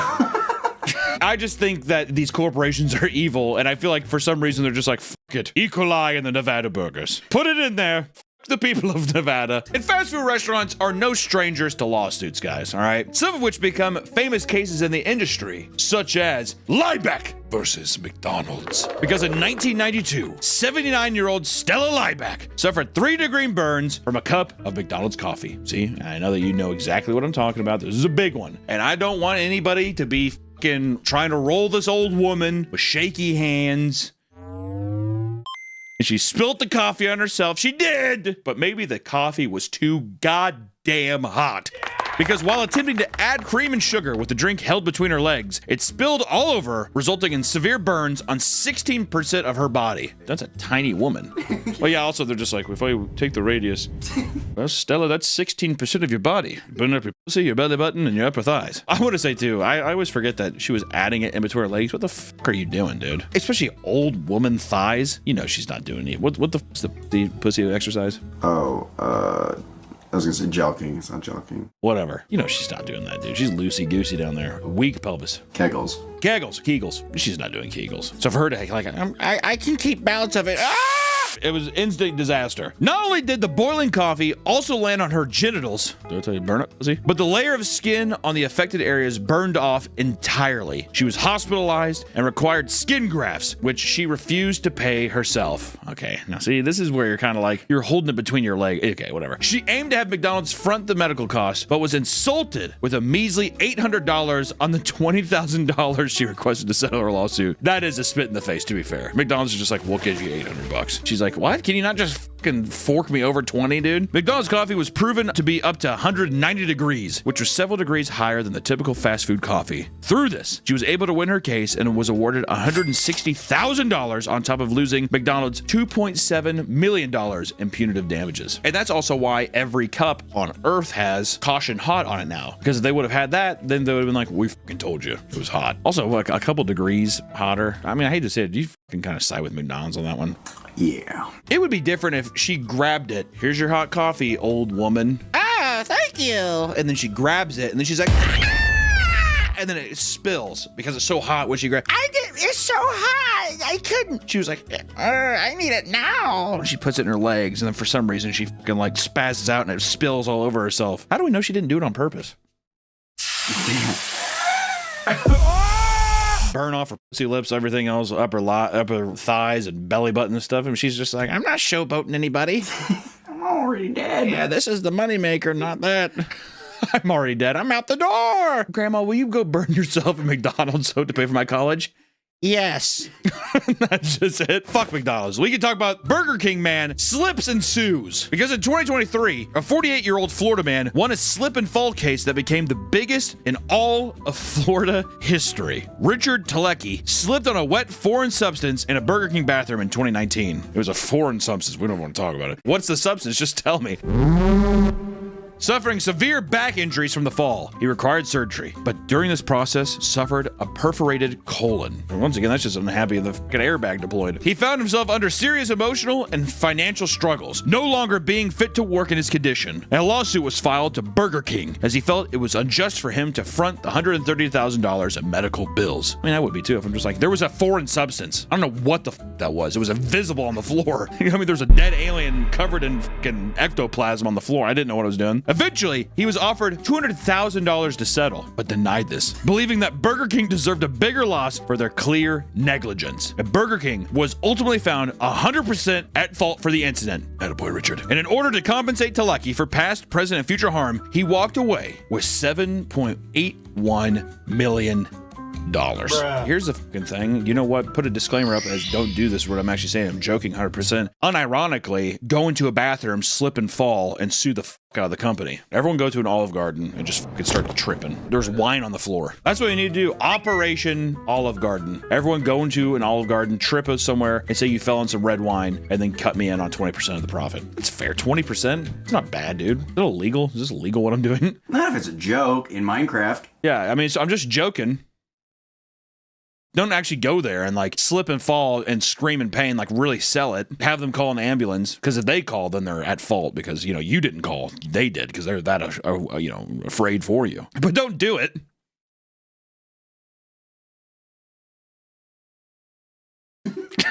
Oh, we could talk about the KFC salmonella lawsuit. This is bound to happen, dude. One of these chicken chains getting salmonella. You've been, come on now. Also, whoever invented the word salmonella, wow, there's some stupid word. Does that have anything to do with fish? Salmon? I think of more of like a salamander.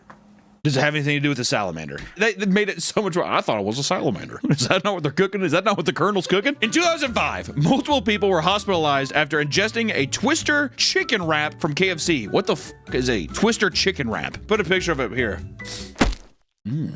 Bring it back, Colonel. 7-year-old Monica Saman ate at KFC with her family and shared her food with both her mom, dad, and brother. Man, dude, selfless.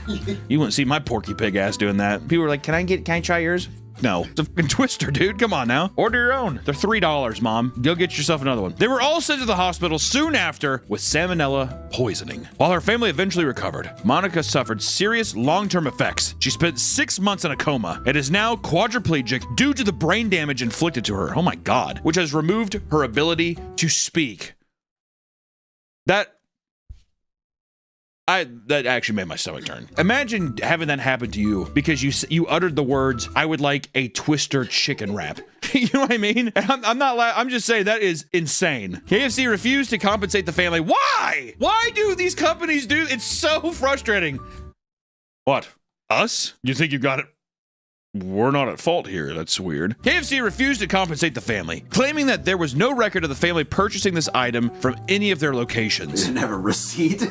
Yeah, do you have the receipt? It's like, no, I tossed it or I put it in my, food bag. Okay, because usually everyone keeps the receipt. Yeah, or like the Colonel's in the bag. Ask them if they done kept the receipt. Nah. This did not hold up in court, however, and a slew of poor hygiene practices at the restaurant were brought into question. It's like, when do you wash your hands? Just when I shit. When I piss, it's just, I don't ever touch I just unbuckle my pants. I don't touch anything. I shake it off and I rebuckle it. So there's no point. I don't really have to wash my hands. The guy's like, good point. Okay. That adds up. Due to the negligence of KFC, the family was able to win their case after a 4-week trial. That's short. That's very short, actually. Holy shit. A lot of evidence A against 4-week trial, the Colonel's like, was sweating. Oh, God. Should have put on deodorant. And the family was awarded $8.3 million. That doesn't seem nearly enough for having somebody get fucking quadriplegic-sized and not even able to fucking speak anymore from ordering a twisted chicken wrap from KFC. They should be burned down. The Colonel should be fucking nailed to a stake and lashed to death. Whoosh, whoosh, whoosh. Oh! That's what they take the chunks of his skin. That's what the double down's made out of. Oh!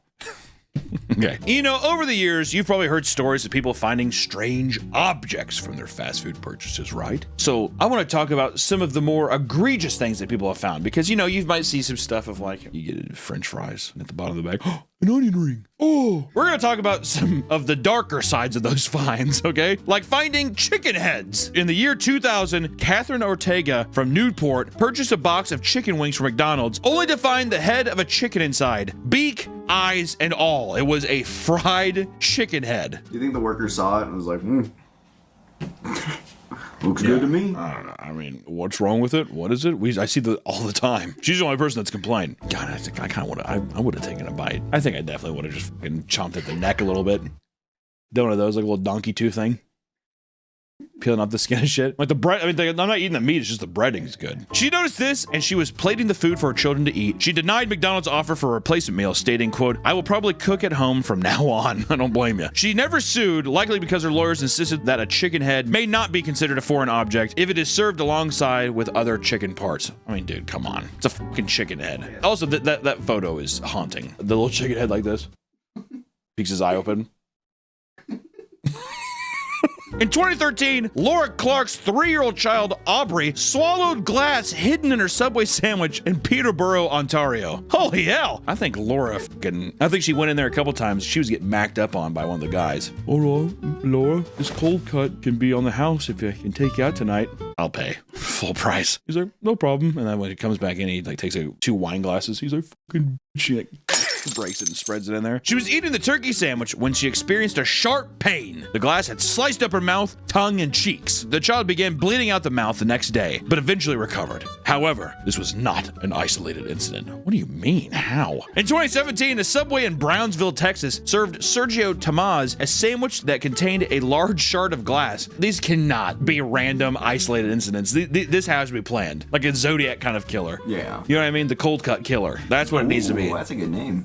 Not bad. After biting down the sandwich, Sergio began chewing on glass. He realized what had happened and scrambled to the bathroom to wash his mouth before alerting a Subway employee. Oh my God.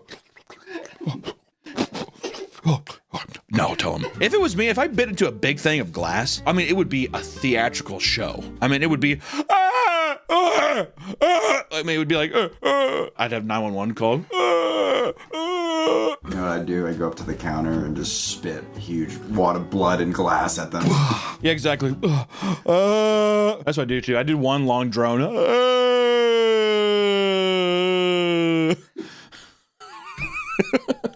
He told reporters, quote, I said you can look for yourself. So he looked at it and said, okay, I can get you another sandwich.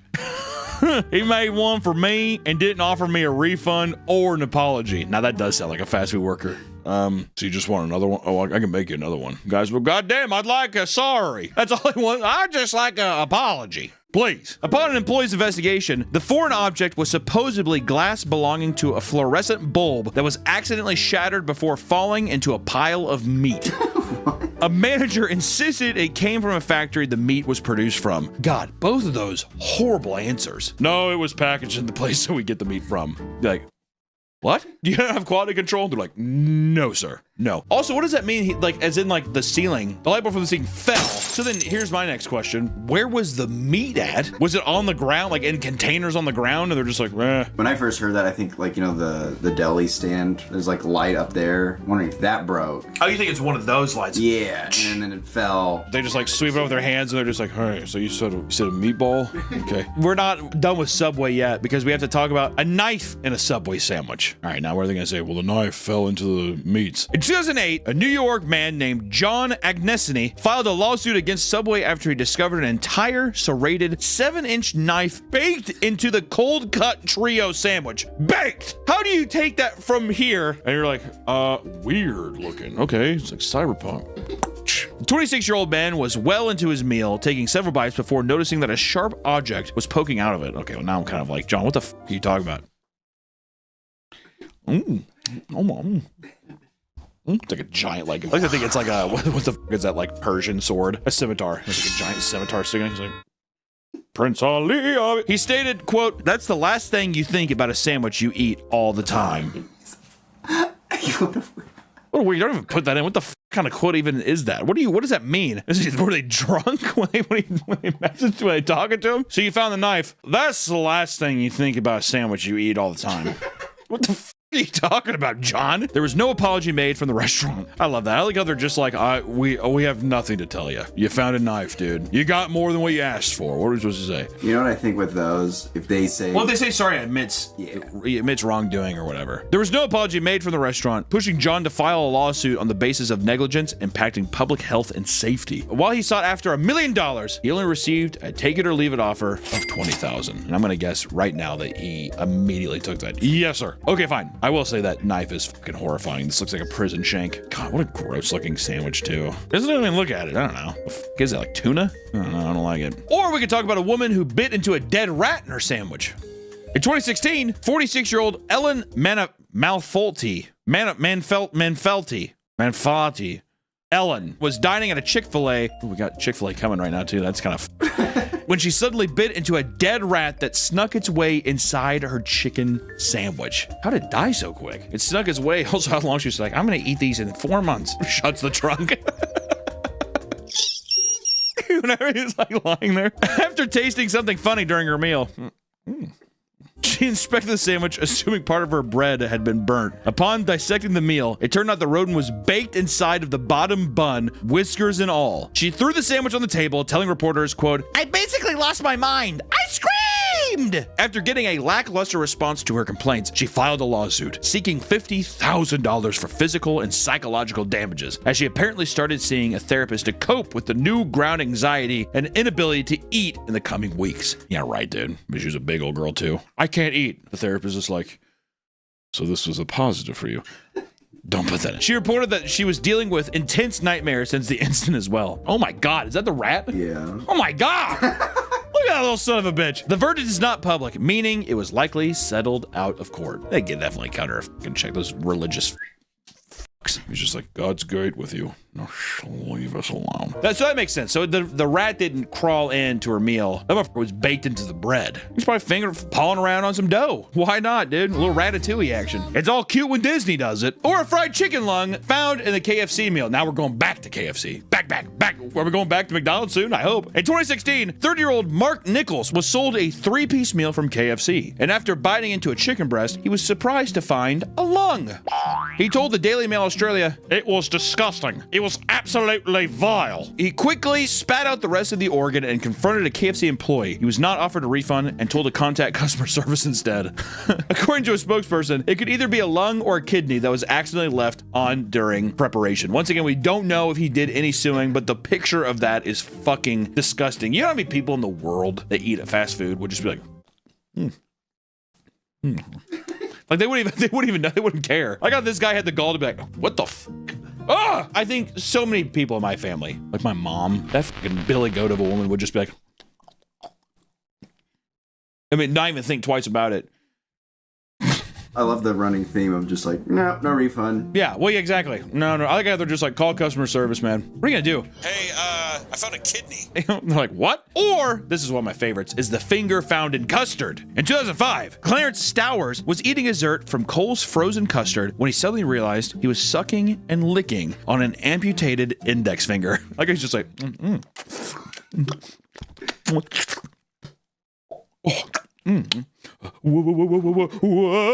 When asked for a comment, he said, quote, I thought it was candy because they put candy in your ice cream or whatever to make it a treat. What the f are you talking about? How old are you? How old is this man? Clarence, aren't you 56? Yeah, I'm just a kid though. I'm like a little kid. He told a Wilmington television station on Sunday, quote, so I proceeded to put the object in my mouth, got all the ice cream off of it, and spit it in my hand. Pretty accurate to what you just did. Well, just he's like,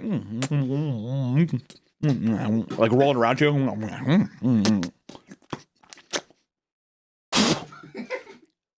Which also, if you thought it was candy, why would you spit it into your hand? Wait. He's sitting in his booth.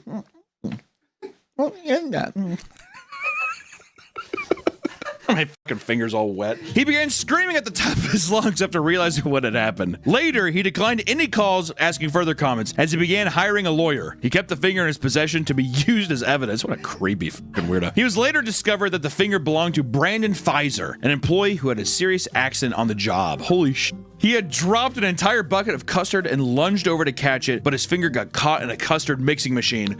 And it chopped off his finger at his first knuckle. So this is a full finger. Wow. As his co-workers were assisting him, an employee scooped up custard containing his finger and served it to a customer. Like, I heard the guy's like screaming, oh! There was one guy who's just like,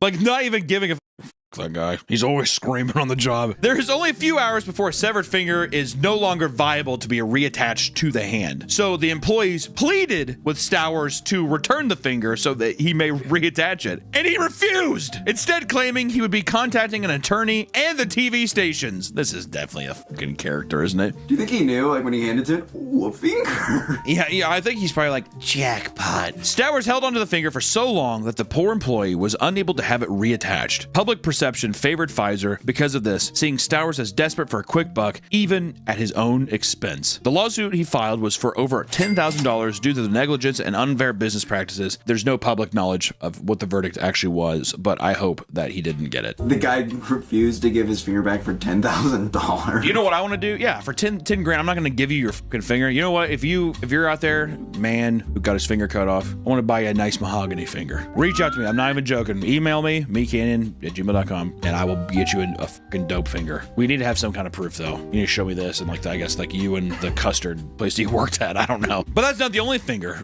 story, because there was also a finger found in Chile, which this is the famous finger story. Because in 2005, wait, is that the same year as the other one? Yeah. What the fuck? Oh my god, this is a year. You know what? Maybe the custard thing happened, and the Chile person got the idea. Oh, I bet you that's probably what it was. Did you hear about the thing in the custard? We should do that. Put it in the fucking chili. In 2005, 39-year-old Ana Ayala visited a Las Vegas Wendy's. Okay, so never mind. It was just Las Vegas. It was just disgusting people, casino people. Visited a Las Vegas Wendy's and ordered a bowl of chili. She began to freak out after discovering a human finger. I like how at least this time she didn't put it in her mouth. She's like, oh my god. I'm like the other guy. Mm-hmm. It was described as a 1 to 1.5 inch fingertip with a manicured nail, and investigations began. But the source of the finger was unknown. This Wendy's location started to lose all their business to the point of offering $50,000 to any information on where the finger came from. Dude, close up shop and just call it a day. Like the guy's like, we're gonna turn this around. Over time, people became suspicious that Anna planted the finger on purpose for a monetary reward. The police obtained a search warrant for her home after it was discovered that they had performed hoaxes like this in the past. In one case, she had her daughter fake an illness and blamed it on a meal from El Pollo Loco in return for a sizable settlement. Do you think you're gonna get away with this more than one time, you As this case became more and more publicized, Wendy's raised the reward from $50,000 to $100,000. Further police investigations revealed that the finger had actually belonged to a friend of Jamie, her husband, who had severed it during a workplace accident. He bought the fingertip off of him for $100 and even explained what they aimed to do with it. The co-worker even admitted that they later tried to buy his silence regarding the hoax for $250,000. How much money did they think they were going to get? By the end of the hoax, Wendy's claimed to have lost $2.5 million in sales due to negative press. Anna was sentenced to 9 years in prison and was released after 4 for good behavior. Her husband, however, served for 12. Anna found herself back in prison again in 2013. God damn. Her son, who was a convicted felon, accidentally shot himself in the ankle because he wasn't allowed to be in possession of a firearm. Anna lied and told the police that it was 2 men who shot him. For this, Anna and her son received 2 years in prison. What just a nasty family. What a nasty, gross family. That's just kind of like, you just know it's doomsday. You know what I mean? It's not biting into food that you have to worry about. There are many cases in which kids are injured or even killed by fast food toys, like the scooter bug. Remember scooter bug? Anybody? No. Well, released in 2000, the scooter bug was a toy that wiggled its legs back and forth when you rolled it across the floor. It was about 3 inches long and 2.5 inches wide. And in 2001, 234,000 scooter bug toys had to be recalled after children started breaking off its antennas and choking on them. Like, they're just like... What's the fascination of, do you think it's just like primitive brain type stuff of like, thing is size of mouth? Put inside of mouth. You know what I think it is? Maybe they put the scooter bug in, and they're sucking and chewing, and then it breaks off, and then Or we're going to talk about the Hello Kitty toys from McDonald's. Because in 2014, McDonald's was giving out Hello Kitty whistles in their Happy Meals. 2.3 million of these toys had to be recalled after 2 children sucked on the pieces to the point of choking. See, it's the sucking thing again. Or Doc's DeLorean. It was a car toy that could be pulled back to reveal sparks from the back of it. Back to the Future prop for the movie. It was deemed a choking hazard and recalled in 1992. Kind of just speedrunning these. Or a Playmobil toy along with a box that could be used as a playset to prevent kids from choking. About 10 million of these toys were recalled. So basically, kids were just putting things in their mouth, sucking on them, and then things were breaking apart immediately because they're cheap pieces of plastic and people were choking on them. And millions and millions and millions of these toys had to be recalled. Unfortunate. I wonder if there's like a warehouse. Oh, with recalled stuff? Oh, just all the stuff, yeah. I think so. I think I had these exact toys. I remember the Scythe guy. I do remember this next one coming up, which is the Shrek cups had to be recalled for toxic metals being on the cups. Because in 2010, 12 million Shrek Forever After drinking glasses were recalled due to the paint on them containing cadmium, which is a fucking toxic metal. Which I want to say too, McDonald's has put out some dope glasses. I'm pretty sure I still have my Batman Forever mugs. That's like crystalware. I'm going to give it to my kids and say, have fun buying in your house. Or Burger King's Pokemon toys. Sure, Burger King has done a lot of great Pokemon toys in the past. Remember the slabs? Slabs were the best. The gold slabs? Unbelievable. And in 1999, Burger King sold a wildly popular Pokemon toy consisting of a Pokemon Pokeball filled up with up to 57 different types of Pokemon. See, that's how they got you, dude. Because McDonald's, you remember back in the day too, McDonald's did a thing where you would be like, do you have Inspector Gadget's arm? You have to make like a fucking GoBot of like the thing. So you have to drive around. So now people would be like, you have Snorlax?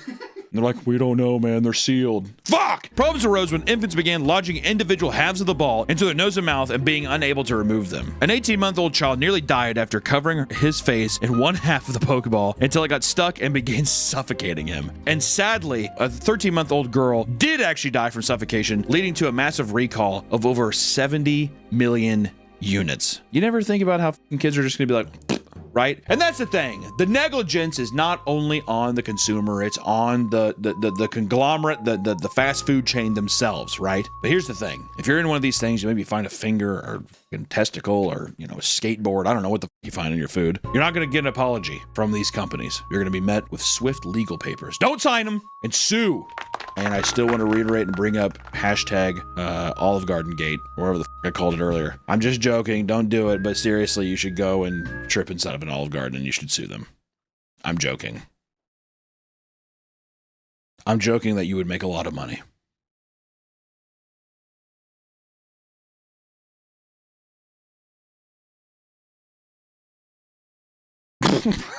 I'm just gonna end it there. Welcome back to the Papa Meat channel. How you doing? How you doing? Coming in and sitting down because today we're talking about more alternative health solutions. Are you a disgusting, dare I say, dying human being right now, like myself? I'm writhing away. I'm crumbling in on myself. It's disgusting. So I wanted to take time to look at some of the other health alternatives out there. Is there more pee in this one? No. We're taking steps in the right direction. What about poo? No poo? In a way, I'm slightly disappointed. Nowadays, it seems like everyone is trying to find a new undiscovered way to improve their health. We've talked about alternative health methods in the past, and boy, are there plenty more where that came from. It seems that no matter what your health concern is, there's some random person on the internet that's already figured out a simple solution. Like people using bleach and turpentine to cure autism.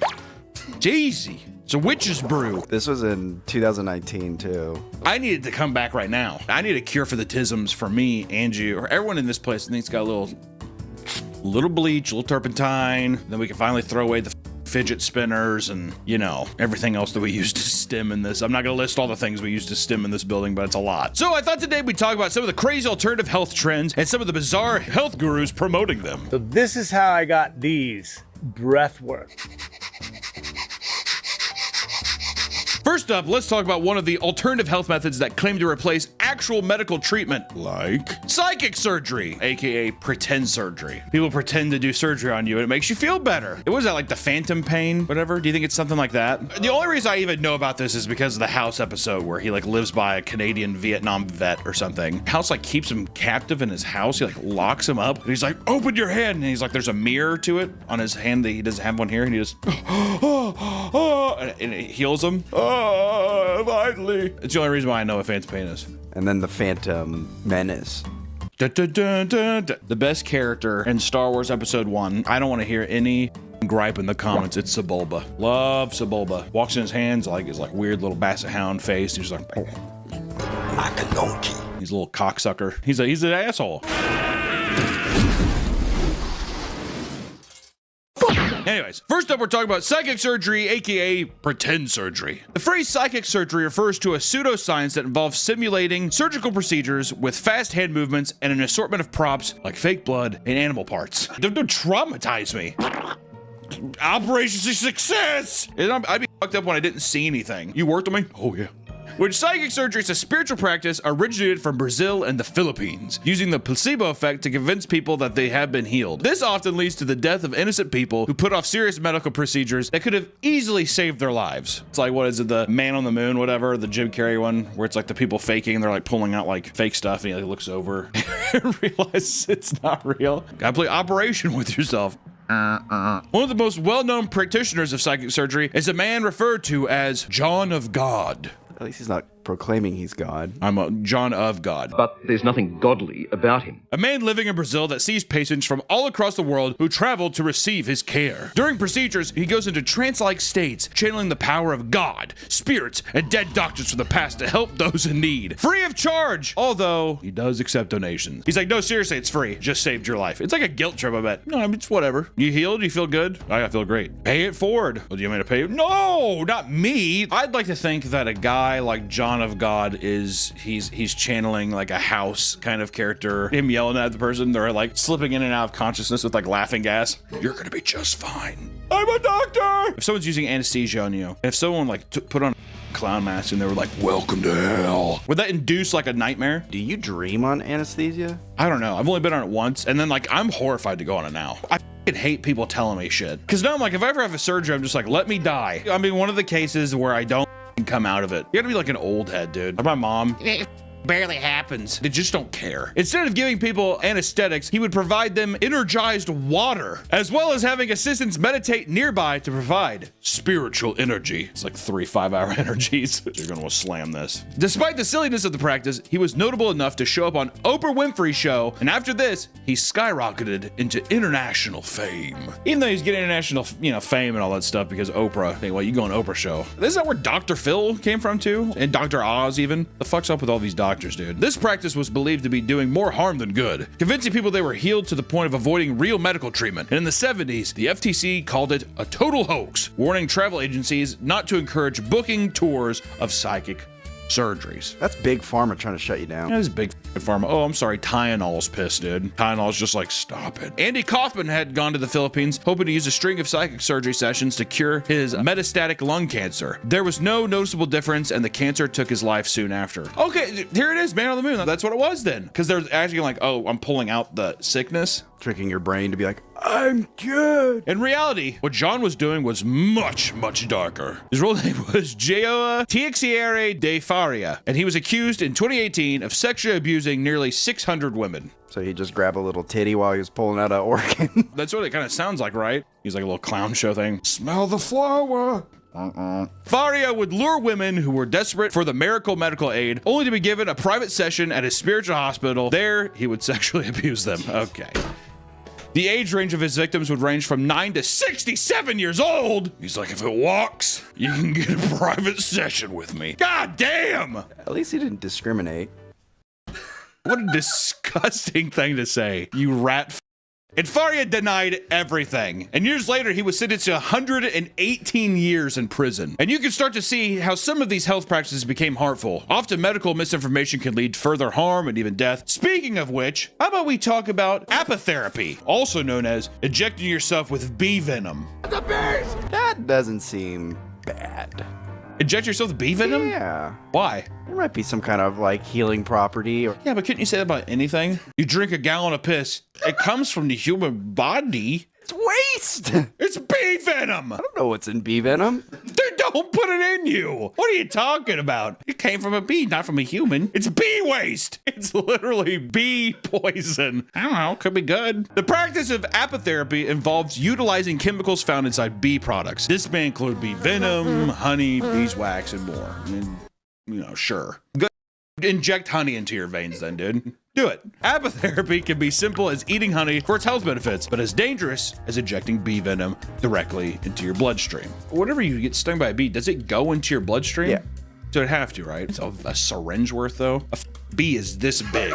If you had a concert, you're like, I need fucking more. I don't think it'd be good. Which the actor Gerard Butler, 300, King Leonidas and much, had once attempted to inject himself with bee venom after a 12-hour-long day performing stunts for the movie Geostorm. He wanted to take advantage of the potential anti-inflammatory benefits. After he heard of a man injecting himself with bee venom, he decided to invite him to the set to perform it on him. And after injecting it, this is so stupid. I heard you inject yourself with bee venom. Yeah. I want you to do it to me. Anti-inflammatory. Dude, put on some icy hot like the rest of us. Hollywood actors are so full of themselves, man. My God. After being injected with it, he entered anaphylactic shock, and he describes his feeling during an interview. These are some quotes. It's awful. Creepy crawlies all over me. Swelled up, heart's going to explode, but I go through it, and then I find out it gave me 10 times too much. I like to think it was like a comically large, like Acme, like Looney Tunes deal. All right, Mr. Butler.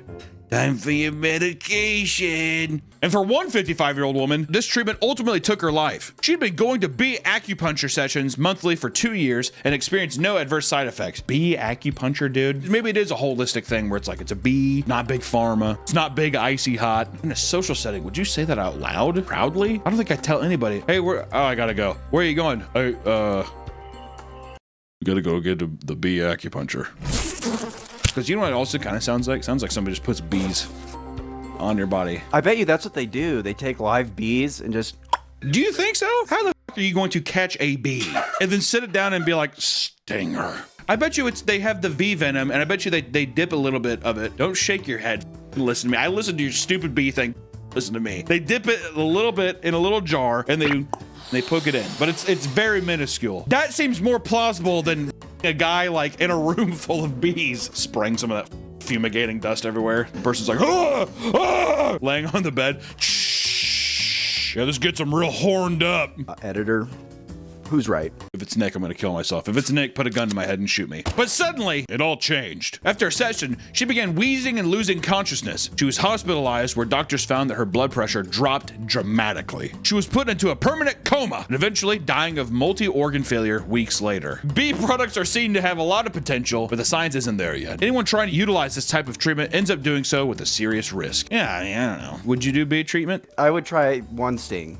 I would do one. Give me one bee sting and that's it. When's the last time you've been stung by a bee? I think I was like 6th grade. I stepped on one. Horrible. I got stung on my finger, like right here when I was younger at a baseball tournament from like a hornet. And one of my buddy's dads, who was a cigarette smoker, he's like, I know how to treat this. I was smoking a cigarette. He took another one of his cigarettes and like unrolled the tobacco and he was like putting it on my finger and shit and rubbing it in. And I was like, He's like, how does it feel? I was like, it feels the same. And he's like, water! And he brought water over. He took some of the ice from it and he was like rubbing my finger and he kept taking tobacco leaves and was pinching it in. He was like rubbing around like that. He's like, how about now? I feel like it made it worse. I was like, okay, yep, feels good. He's like, yeah, I got you. Also, I was like, it's not even regular tobacco. They're like Marlboros or something. Like there's bleach and chemicals in it, dude. I thought he was gonna like light a cigarette and then put it out. Burn out. Yeah, that would just be child abuse. Yeah, all the other people are like, we didn't have any bees. If you thought that these health practices couldn't get any more bizarre, maybe it's time for us to talk about drinking colloidal silver. Colloidal.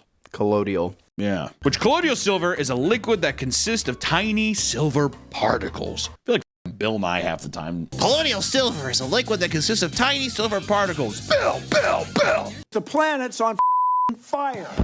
While this is pushed online as a dietary supplement, there's very little research to prove its supposed health benefits. Is this that thing of blue that you're talking about? Oh no, that's methylene blue. Methylamine thing, that's what RFK is drinking. My secret blue deal is your child have autism. Does your child have a peanut allergy? Take a squirt of this, but this your mouth.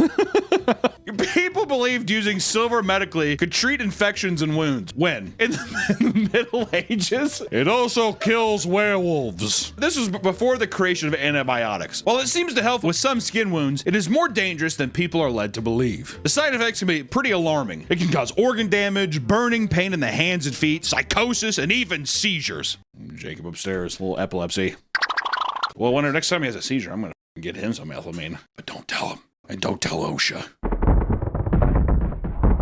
The most absurd side effect being that the buildup of silver inside of one's body causes the skin to become discolored. What results is a permanently bluish gray pigment in the skin. And I know exactly where we're going. The Papa Smurf dude. Paul Carrison is basically the poster child for the skin condition known as argyria. He had heard false claims about its health benefits and rejuvenation capabilities from a magazine, which led to him ingesting silver diluted into 10 ounces of water daily. God damn, dude. He's looking good. He's looking very good. He claimed that his acid reflux and arthritis completely vanished. And over time, however, the silver poisoning led to his skin becoming a sickly, bluish gray color. It's pretty gross, if I'm being honest. Looks like bad meat, like moldy bread or something. If someone hasn't gifted him an Infinity Gauntlet yet, that is bullshit. He was so sure that the silver had cured him that he kept taking it despite his skin color. And in fact, he started getting ionic foot baths to fix his skin color through detoxification, which is another untested and unproven pseudoscience. He's basically just like a walking Chernobyl victim. In 2013, Carrison died at the age of 62. He had endured a heart attack, which led to severe strokes as well as pneumonia. He ingested colloidal silver until the very end of his life, so he's just like, I'll be fine in 10 minutes, just give me a breather. Speaking of eating things for medical benefits, let's talk about the ridiculous diets that have come from the world of alternative health. Today, my friends and I are frying bull testicles. It's the veins for me. Like eating raw chicken, which is just disgusting. Raw chicken is so gross. Even just like nice, like before you cook it, I hate touching it. Smelling it, it's, oh God. I always worried that my chicken's rotten. Wait, you smell it, you're like, is this sour? I almost want to keep one that is bad so I can compare them. We gotta throw out that milk in the fridge, by the way. When we're done recording this, go over, unscrew that milk thing and smell it. Dude, you have to. I did it the other day. It was horrible. You gotta do it at least once. Believe it or not, many people have taken to eating raw chicken. It is believed that this is how humans are meant to eat, seeing as eating raw meat food is the closest you can get to nature and our ancestors. Millions and millions of years ago. Also, I'm pretty sure that they died off really quickly until a guy was like, I'm just gonna throw this into the fire and then eat it. And that's why we're still here. Despite the clear risks that come with eating raw chicken, like vomiting, diarrhea, parasites, and salmonella poisoning, there's been an alarming increase in search results for whether or not it's okay to ingest raw chicken. Online, you can find many influencers chowing down on raw chicken as commentators watch and discuss. Viewer discretion is advised. I'm not watching it. I've seen it before, I'm not watching it again. And one of these raw meat connoisseurs takes it to a whole new level. Scott Lives in his fermented raw meat. I feel like I maybe shouldn't, but I'm going to because I dreamt about it. Scott Lives is an influencer that swears by the practice of eating raw, fermented meat. It is the dumbest thing I've ever seen. Because also he has these jars, he opens them and smells them. It's disgusting. It's basically paste. It's just pieces of meat that are breaking down. I mean, it's rotten meat. It's just rotting, whatever. So like the blood and all the stuff in it, that's just from the meat disintegrating. It's disgusting. You have to open them every day. If they open it, if they pop and hiss, that's how you know it's progressing well. People believe that this process results in an increase of concentrated vitamins and minerals, probiotic benefits, boosting immunity and reducing the risk of foodborne illnesses. Not only that, but people are actually finding that eating fermented meats is getting people high. That's the reason. According to a consultant dietitian that spoke to Vice, quote, if you're leaving this out for anything from days to months to years, who knows what kinds of bacteria are going to grow. And some of those bacteria might have chemical properties that are going to give you a high or hallucination or a feeling of euphoria. So maybe that's also why people are like, I just feel so good. Holy shit. After I just vomited shit in my pants and just puked up blood, I feel great. This is awesome. But despite this, there's a wide range of bacteria being introduced to your system when ingesting rotten meat. This poses serious health risks, my friends. I feel like this is all obvious. Don't eat bad chicken. Yeah, dude. Scott will post videos himself showing off putrid, blackened, high meat he's been fermenting before ingesting it. Very often, he will talk about the immense amounts of diarrhea he's endured from this diet. It's always pretty funny. He's like, yeah, I had tons of diarrhea yesterday, but here we are checking it. He's like always in a parking lot, opening these things in like jars in the back of his car. It looks insane. But Scott doesn't shy away from chicken as well. In one video, he eats a raw fermented chicken meal while he once again explains that he has had constant diarrhea, but claims it's a good thing because it's one of the main ways to detox the body. Well, I don't always have diarrhea, but I do go through phases where I do have diarrhea every day. Like diarrhea is the second strongest form of detox. In some videos, he is clearly struggling to eat the meat, all while telling the camera about how good it tastes. You know, you gotta be like, it's so good. Like shaking. You know, it gets real when people start doing the shake. Along with his fermented meats, he eats a concoction he refers to as lube, a mixture of raw eggs, butter, and lemon juice. And according to Scott, this primal lifestyle can cure epilepsy, anxiety, asthma, vision impairment, dandruff, arthritis, dry skin, Crohn's disease, insomnia, autism, dizziness, paranoia, eczema, fatigue, and even schizophrenia, which Scott definitely does not have. Now, of course, Scott isn't just sharing his knowledge out of the goodness of his heart, right? That wouldn't be nice of him. Like most people claiming to have miracle health knowledge, he sells coaching sessions to make money off his teachings. Duh. Wait, you're telling me the guy that lives in a park or is living out of his car with fermented jar meat, he has to sell coaching? Oh, okay, just making sure. I mean, he's eating it, but do you think it's bullshit? Because I've seen videos of him like commenting on his fat, being like, oh no, it's actually healthy to be fat. So you think that he's eating like Lay's potato chips and shit? He's not really eating the raw meat. Part of me wants to always say everything you see online is fake, is a lie. I think that those are probably real jars that he's smelling and he's throwing up, but I would probably say he doesn't eat a lot of it. I bet you anything that motherfucker's selling teaching classes and he's eating Little Debbie oatmeal cream cakes and all that kind of shit, you know what I mean? No, it's good to have this. Moving on, many people see results participating in the act of fasting. If you haven't fasted before, it's the worst thing. You'll lose weight, there's that, but you'll also go, it's the fucking worst. And a recent deviation from this trend has emerged. Hunger is different than starvation. Understand that, you fat f***. One that is far less safe I'm gonna talk to you about is called dry fasting. So all these little people were like, oh yeah, I fast for 2 days. You've done nothing. Have you dry fasted, bro? I doubt it. Dry fasting is when you avoid any type of liquid during your fasting period. Oh my God. I know. People believe this results in weight loss, cell regeneration, delayed aging, and reduced inflammation. How they thought that I don't know who's coming up with the results of this, but you're already not eating. So usually during fasting, you're drinking a shit ton of water. Like it's like you're hydrating to the max. Usually it's eating off all of your fat storage. So people are like fasting, they're detoxing, and then like they're just like drinking tons of water and just like getting all the shit out of their system. And this, you're doing nothing. You're starving yourself. You're starving to death. It's basically just like, you ever see the movie 127 Hours? Yeah. You want to do that without your leg getting pinned? Sure. As it turns out, not a lot of data to prove any of these claims. However, dry fasting can lead to dehydration, which is proven to cause kidney problems as well as constipation, decreased focus, fatigue, and even headaches. The more serious risks of dry fasting include seizures, kidney failure, brain swelling, in some cases death. But come on. Gotta lose them pounds, dude. For people who want to avoid eating processed and unhealthy foods, they may be looking for something a little more extreme. For them, there's breatharianism, the diet that consists of only air. Breatharianism is the ability to survive without the need of any type of sustenance, be it food or water. What the hell are we doing? Like, there's gonna be some guy just being like, I don't need steak or water. I'm just gonna.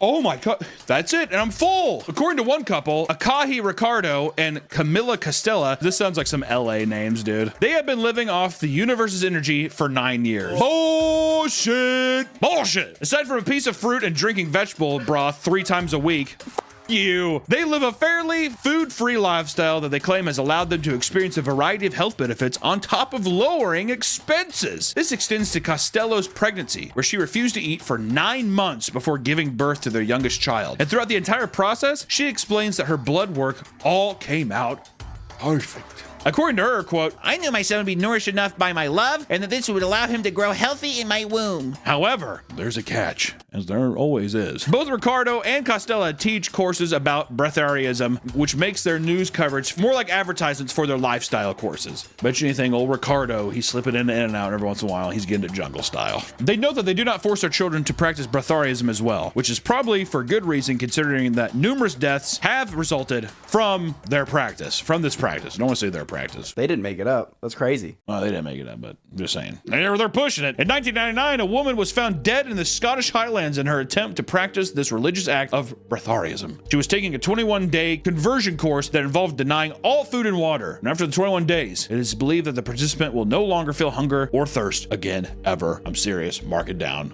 Forever. 21 days. Police found her near her tent in the fetal position after dying of starvation. How do you think that they went 9 years? She probably just didn't believe hard enough, I bet. That's probably why. It's the broth and vegetable. You gotta have at least broth. Broth's all you need to survive. There's a lot of calories in broth. With so many alternative health trends coming onto the main stage, you'd think it'd be hard to think of new, unique ones. But don't worry, there's plenty more. Let's talk about genital maxing. For example, ball slapping. You slap your balls? It hurts. It hurts good. Ooh. Ooh. Oh, come on now. According to some health gurus, slapping your balls can have positive benefits. According to influencer and practitioner Troy Casey, it's an ancient kung fu practice that stimulates testosterone production. This means that it supposedly increases your semen production on top of increasing your chi. Supposedly, he does them after taking an ice bath, which results in feeling of euphoria. I think we said this last time. I'm never going to do a ice bath, so people stop asking me. Why not? It's cold. I don't want to do it. Just dip your balls in the ice bath. If I can dip my balls in the ice bath to where they get numb and I start ball slap maxing, then maybe I will. It goes without saying that Troy Casey also sells his products on his website on top of hosting his own health retreats. They always have something to sell, Nick. Are you gonna make money? Yeah, and it's bullshit, man, because we have a Patreon. Behind the scenes content's really cool. I'd hate for you to go and check it out and sign up. It's like, whatever. Yeah, I have some of my health tips on my Patreon, patreon.com/meekhead. It's no big deal. It's like, they're like snakes, man. They always they're trying to sell you something. We feel we talk about the men too much. How about one for the ladies out there, huh? For the ladies out there, we have Vagisil, which is a facial for your vagina. Essentially, women have started raising the level of care given to their vulva. Damn. This includes exfoliating, moisturizing, massaging, and using many other products to cleanse that area. Getting a Vagisil supposedly benefits your skin health on top of giving women a new sense of confidence. I never understood that. If I cleaned up my cock and stuff, I don't think I'd just be like, I'm a new man. Would you? If it looked good. There's like a nice sheen to it now. Well, goddamn. Hey, they're good looking. Some people treat themselves to Vagisil from the comfort of their home, while others opt to seek a professional. Oh, this is crazy. This is diabolical. First off, I don't know what kind of like RoboCop technology this is.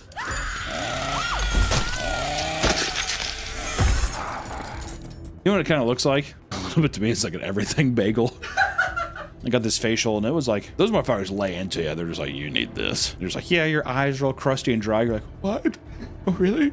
Is it really? But of course, genital maxing can get much, much more bizarre. So let's talk about the garlic suppository for the vampires out there. Yeast infections are fungal infections found on the skin that result from excessive yeast on the skin or mucous membrane. Evidently, this can take place in a woman's south mouth. A south mouth is a diabolical way to refer to that. God damn, dude. Might as well just call it a thing of catcher's mitt. Holy hell, that is messed up. Because yeast infections are incredibly frustrating to deal with, people over time have tried home remedies to more easily get rid of them. One of them involves using garlic. I feel like I'm getting allergic to it myself. What? Garlic. Well, not allergic, but I feel like I get real gassy whenever I have garlic. Do I not? You do. Don't know why. And will I stop eating it? I absolutely won't, because I love garlic. So if you see me at a Buffalo Wild Wings, steer clear. That's all I gotta say. Essentially, some women have turned to shoving garlic inside themselves as a suppository. There it is. Like a blackjack dealer leaving the table, where they keep it there for hours on end. Supposedly, this method has been used far back as Egyptian times in 1550 BC. Although garlic is believed to have many healing properties across different cultures, there are not enough clinical studies to suggest that this is a reasonable method of removing yeast infections. You know what, dude? I say just let people shove fucking garlic. You gotta think, like a little pocket like that, why not, dude? I'd be treating that thing like a kangaroo pouch. But how about just something a little bit more obscure? Using black salve to treat skin cancer. Black salve, for people who don't know, has been seen by some to be effective alternative cancer treatment in the form of topical paste. It was discovered by Jesse Fell, an American surgeon, in the 1850s. This became a popular herbal treatment for skin cancer, although not properly tested and proven to be a reliable remedy. Over time, people began to discover that this supposed alternative health treatment was actually causing serious health problems. Black salve can cause the destruction of skin tissue, leaving behind dry, dead, and blackened tissue. Sometimes necrosis like this can lead to amputations. This does feel like a very like mid-1800s thing. It'll either survive or we'll have to cut off every limb you have. No ifs, ands, or buts, and also I'm not washing my hands, because we don't know that that's a big deal yet. Other side effects of using black salve include intense pain, ulcerations, scarring, infections, deformity, and much more. While black salve is described as an easy-to-use miracle remedy, it is still not incredibly safe. Just want to say that. And you know what? I think on there, a little black salve, dude, we've been talking about slapping balls and polishing pussies and stuff like that. I think we're going to call it for today. All I got to say is this, dude. I'm sure that there's holistic ways of dealing with shit. You need big pharma for everything? Get rid of them. I don't like them. I don't. Even the guy who runs Tylenol. What's his name? Shoot him. I'm kidding. All I got to say is be careful with some of the holistic and at-home practices you use, because you never know. You could turn blue, or your pussy could look like a everything bagel, or your balls get swollen and frozen. I don't know. I'm not a health guy. I don't, look at me. I'm not healthy. Is that a way to end the video? Okay, that's all we have today, guys. Stay healthy. I'll see you in the next one. Bye-bye. Benicio Riva is in Milan, Italy, for what may be life-changing medical treatments. A victim of type 1 neurofibromatosis, his body is covered with hundreds of itchy tumors. Decades have gone by without any effective treatment. But now, finally, there's a glimmer of hope. Welcome back to the Papa Meat channel. How you doing? How you doing? Coming in and sitting down because today we're talking about a newfound obsession here in the world. I feel like probably more so in America right now. You guys may remember a while back when we talked about the absurd Stanley Cup craze, where people were toppling over each other like World War Z zombies to pick up the first goddamn cup that's at Target. Remember that? The coffee mugs? Well, this seems to be an everlasting topic of controversy because it seems like every year or so there's a new product that sends the worst type of people into a frenzy. Whether Whether it's Cabbage Patch Kids, Beanie Babies, Pokemon cards, the cycle is always the same. And today I want to talk about the most recent example, Labubu. Labubu. I think of Laboon from One Piece. I keep wanting to say Lola Bunny.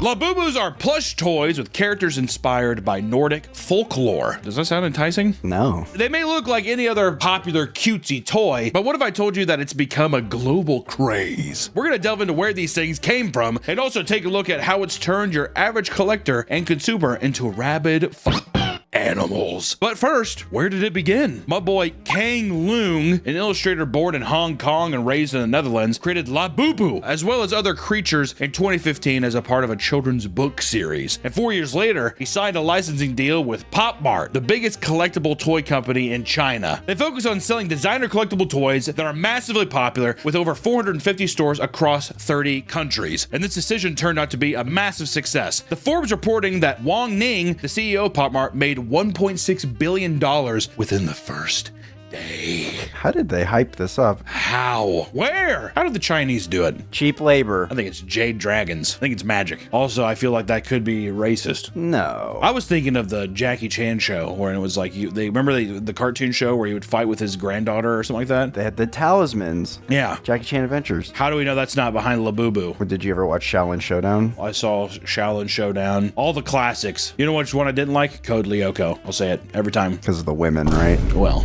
we don't have to. Labubu became their most popular product instantly, with each new Labubu product flying off the shelves in online stores within a matter of minutes. As they opened up the store in the US, the Pop Mart website and mobile app crashed due to the staggering number of customers. And if these products were already a hit, it was the addition of celebrity endorsements that sent them into the goddamn stratosphere. Because in 2023, a line of Labubu called Exciting Macaron was released, and this time with a key ring so they could be attached to people's bags, so you could accessorize your Labubus with your bags. And soon, Labubu became a fashion statement rather than just a toy. And celebrities like Rihanna, Dua Lipa, Emma Roberts, and Lisa from the band Blackpink. What the fuck is that? They're so beautiful. Okay. We're seen showing off their Labubu dolls hanging from their designer bags. Dude, I look so kawaii. You think I bet you they think it's Japanese and not Chinese. That's why they like it. This is so kawaii. Sumimasen. Hiya. And yeah, they don't realize that's Chinese. I feel like if they knew it was Chinese, they'd be like,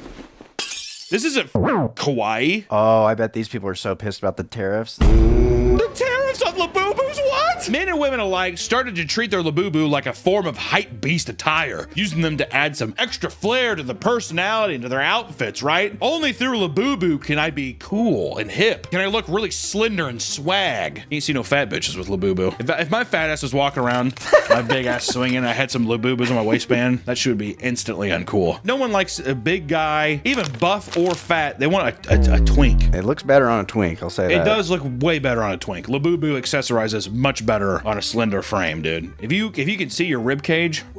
Of course, we wouldn't be talking about this if things didn't get out of hand. So let's of course talk about the Labubu business model, because it is enticing. I mean, I'm sure we've shown some videos so far of lines and the craze of people trying to get into the Labubu store, and even the Labubu Pop Mart machines, whatever. Those read the exact same way as like Pokemon scalpers, where it's like someone behind them being like, can you fucking believe it? They're gonna buy the whole stock. We gotta find a Pop Mart machine. Where's the Pop Mart at near me, dude? I better fucking find one soon. I need to get my fix. My family? Asking for help meant you were weak. Where I'm from, therapy is seen as something for only problematic people. Mental health was never discussed in our home.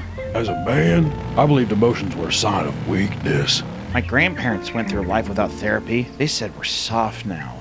If any of this sounds familiar, you're not alone. 62% of adults feel that societal norms discourage people from seeking the mental health help they truly need. And in honor of Mental Health Awareness Month, BetterHelp is sponsoring this video, and we're working together to end stigma around mental health. Here at Papa Meat, we are pushing to encourage every man, woman, and puppet to get support from their licensed therapist. Therapists listen, ask questions, and help you see things from new perspectives. They can also give you advice and provide techniques to make positive changes in your life. And if you think you can benefit from speaking to a licensed therapist, click the link in the description or go to BetterHelp.com/PapaMeat to match with a therapist. With my link, you also get 10% off your first month of therapy. Thank you to BetterHelp for sponsoring this video, and back to the video. The toys are often sold in blind box sets where people have the chance of receiving one of the various designs that the set comes in. And this lottery element is common for many products sold at Pop Mart and can be shockingly addicting for many customers, especially when the sets carry the possibility of revealing a super rare Labubu plush. Oh no! Shut up! People are basically saying that, like, because of the blind box aspect, there is no difference between like a 78-year-old Chinese guy on a baccarat table versus like a 14-year-old girl trying to buy a Labubu, a secret Labubu from Pop Mart for her bag. They're one and the same. They meet in the middle and shake hands. This is like loot crates. It's not necessarily loot crates, because loot crates at least were just like, you like Doctor Who? Well, here's some cool Doctor Who stuff. The blind box aspect is just being like, ooh, I hope I get this one. I really hope I do. And then when you don't, then it incentivizes you to go back and buy more. I was thinking more like the CSGO. Those Oh, boxes. yeah. I would say Labubu at least it's something tangible.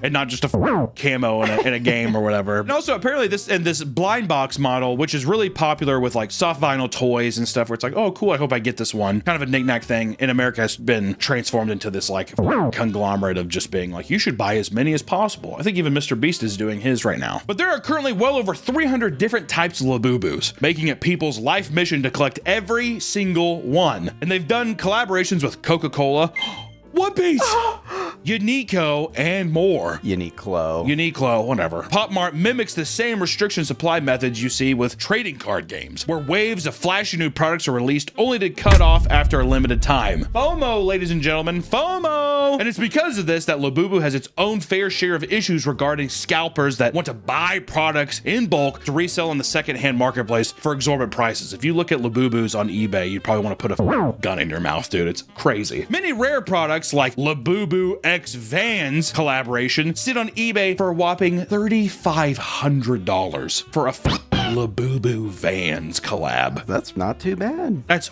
horrible. Other older Labubu rarities are listed for even more ridiculous prices for people who are just hoping for an unfortunate addict to come in and be like, I can't control myself, fine, I'll buy it, and then just buy it really quick. When the stock for a product like this becomes limited, it's only a matter of time for people to let their base instincts kick in. So let's talk about the Labubu chaos. People were scrambling to get their hands on Labubu products, to the point where even children were breaking into claw machines to steal them, and others camped out in front of stores, sometimes waiting several hours to make sure that they caught the newest drop before they ran out. And I mean, some of these people not only camping out, but people showing up like, let's just show up an hour before Pop Mart opens, or the mall that Pop Mart is in opens, right? And then the line is wrapped around the building 3 times over. Like, it looks like a world-eating snake. People sprinting into the mall in our great year of 2025 is insane. I'm sure malls are like, yes. The people at Orange Julius, We haven't seen this many people in here since the 80s. The crowds are growing so much that police would have to heavily monitor the store openings to make sure fights didn't break out outside of the Chinese toy shop in the mall. Dude, if I was one of the other Chinese toy shops in the mall, like one of those shops that has like the Kingdom Heart blades and shit, I'd be pissed. I'd be like, I've been here this whole time! Do you think they're gonna start putting in Labubus? If the shops in the mall that have like Buddha statues and like Berserk blades and Kingdom Heart blades don't start throwing in Labubus, this is their time to shine. This is the time to make some money, dude, all right? Please, do it. Do it! I mean, in one video, a swarm of cars makes a beeline for the closest mall parking spot by charging straight through it. Most major drops have gone relatively smoothly, but some had to be canceled on the account of the insane customer behavior. Some videos show how chaotic the process is, with ordinary lines breaking up into chaotic sprints and people screaming at line cutters as well as scalpers. And things got worse with Labubu. Big Into Energy series drop, which became a record-breaking product on marketplace reseller websites like StockX, which StockX is just a heinous place too, isn't it? StockX is like pretty, if I remember right, it's basically just like Hypebeast shit. It's like a reseller's market for Hypebeast stuff. I could be wrong. I thought it was a porn site. No. At Westfield Century City Mall in Los Angeles, people charge the store at early hours of the morning to get one of the 450 available Big Into Energy blind boxes. Tons of people ignored the store's request to line up in a designated spot like they're fucking 4th graders, and a few people started running, and that created a domino effect that caused the rest of the crowd to chase behind them, worried they missed their chance to get a box themselves. Because you see one person running and you're like, you just kind of like involuntarily start moving. I'd probably run too. I'd also just like, I'd grab somebody by the back of their scalp, rip it out of their hands. I love how relevant Jingle All the Way, that one scene with him with the ball in the store, feels every time. Everything just harkens back to just Arnold Schwarzenegger and Sinbad. Thousands of people piled up around the store, and people began arguing with each other, and things started to get tense, with what seemed like thousands of people impatiently waiting for the store to open. And eventually, the unruliness was too much for the store to handle, and squads of police officers had to be sent out in order to restore order outside of Pop Mart for Chinese toys. Do you think the guy who made it, my boy, I think he's like sitting there with a glass of wine, just like, like enjoying the chaos? Yes, Labubu. Trying to bring order to this chaos wasn't working, and what started as a line turned into random pockets of people who were just wandering around, hoping they could still get in. And eventually, the manager had to come out. He is seen screaming at the hordes of people about how the event will be canceled if people cannot be orderly or refrain from assaulting other people. If you touch each other, and if you run up here, we will have you removed, and we will not sell anything to you today. Of course, nobody moves an inch after a speech. And in a close-up video, you can see a woman who apparently has only been with the company for a month being forced to deal with the anger of a giant mob. That's a rough ask on your first 4 weeks of being at a place, right? Go out there and quiet them down. What? Do you think someone's gonna die at one of these things? Like someone's gonna pull out a gun? I think someone's going to be trampled. We haven't seen one of those since like Black Friday, but I feel like we're due for a trampled death. You know what I mean? You don't even care. You don't give a fuck what you're stepping on. Like, your eyes are just fixated on Labubu. Yeah, you're gonna trample the twinks. Yeah, all those like hot twinks in there, all those fatties in the back just being like, you may look good, but we got the poundage on you.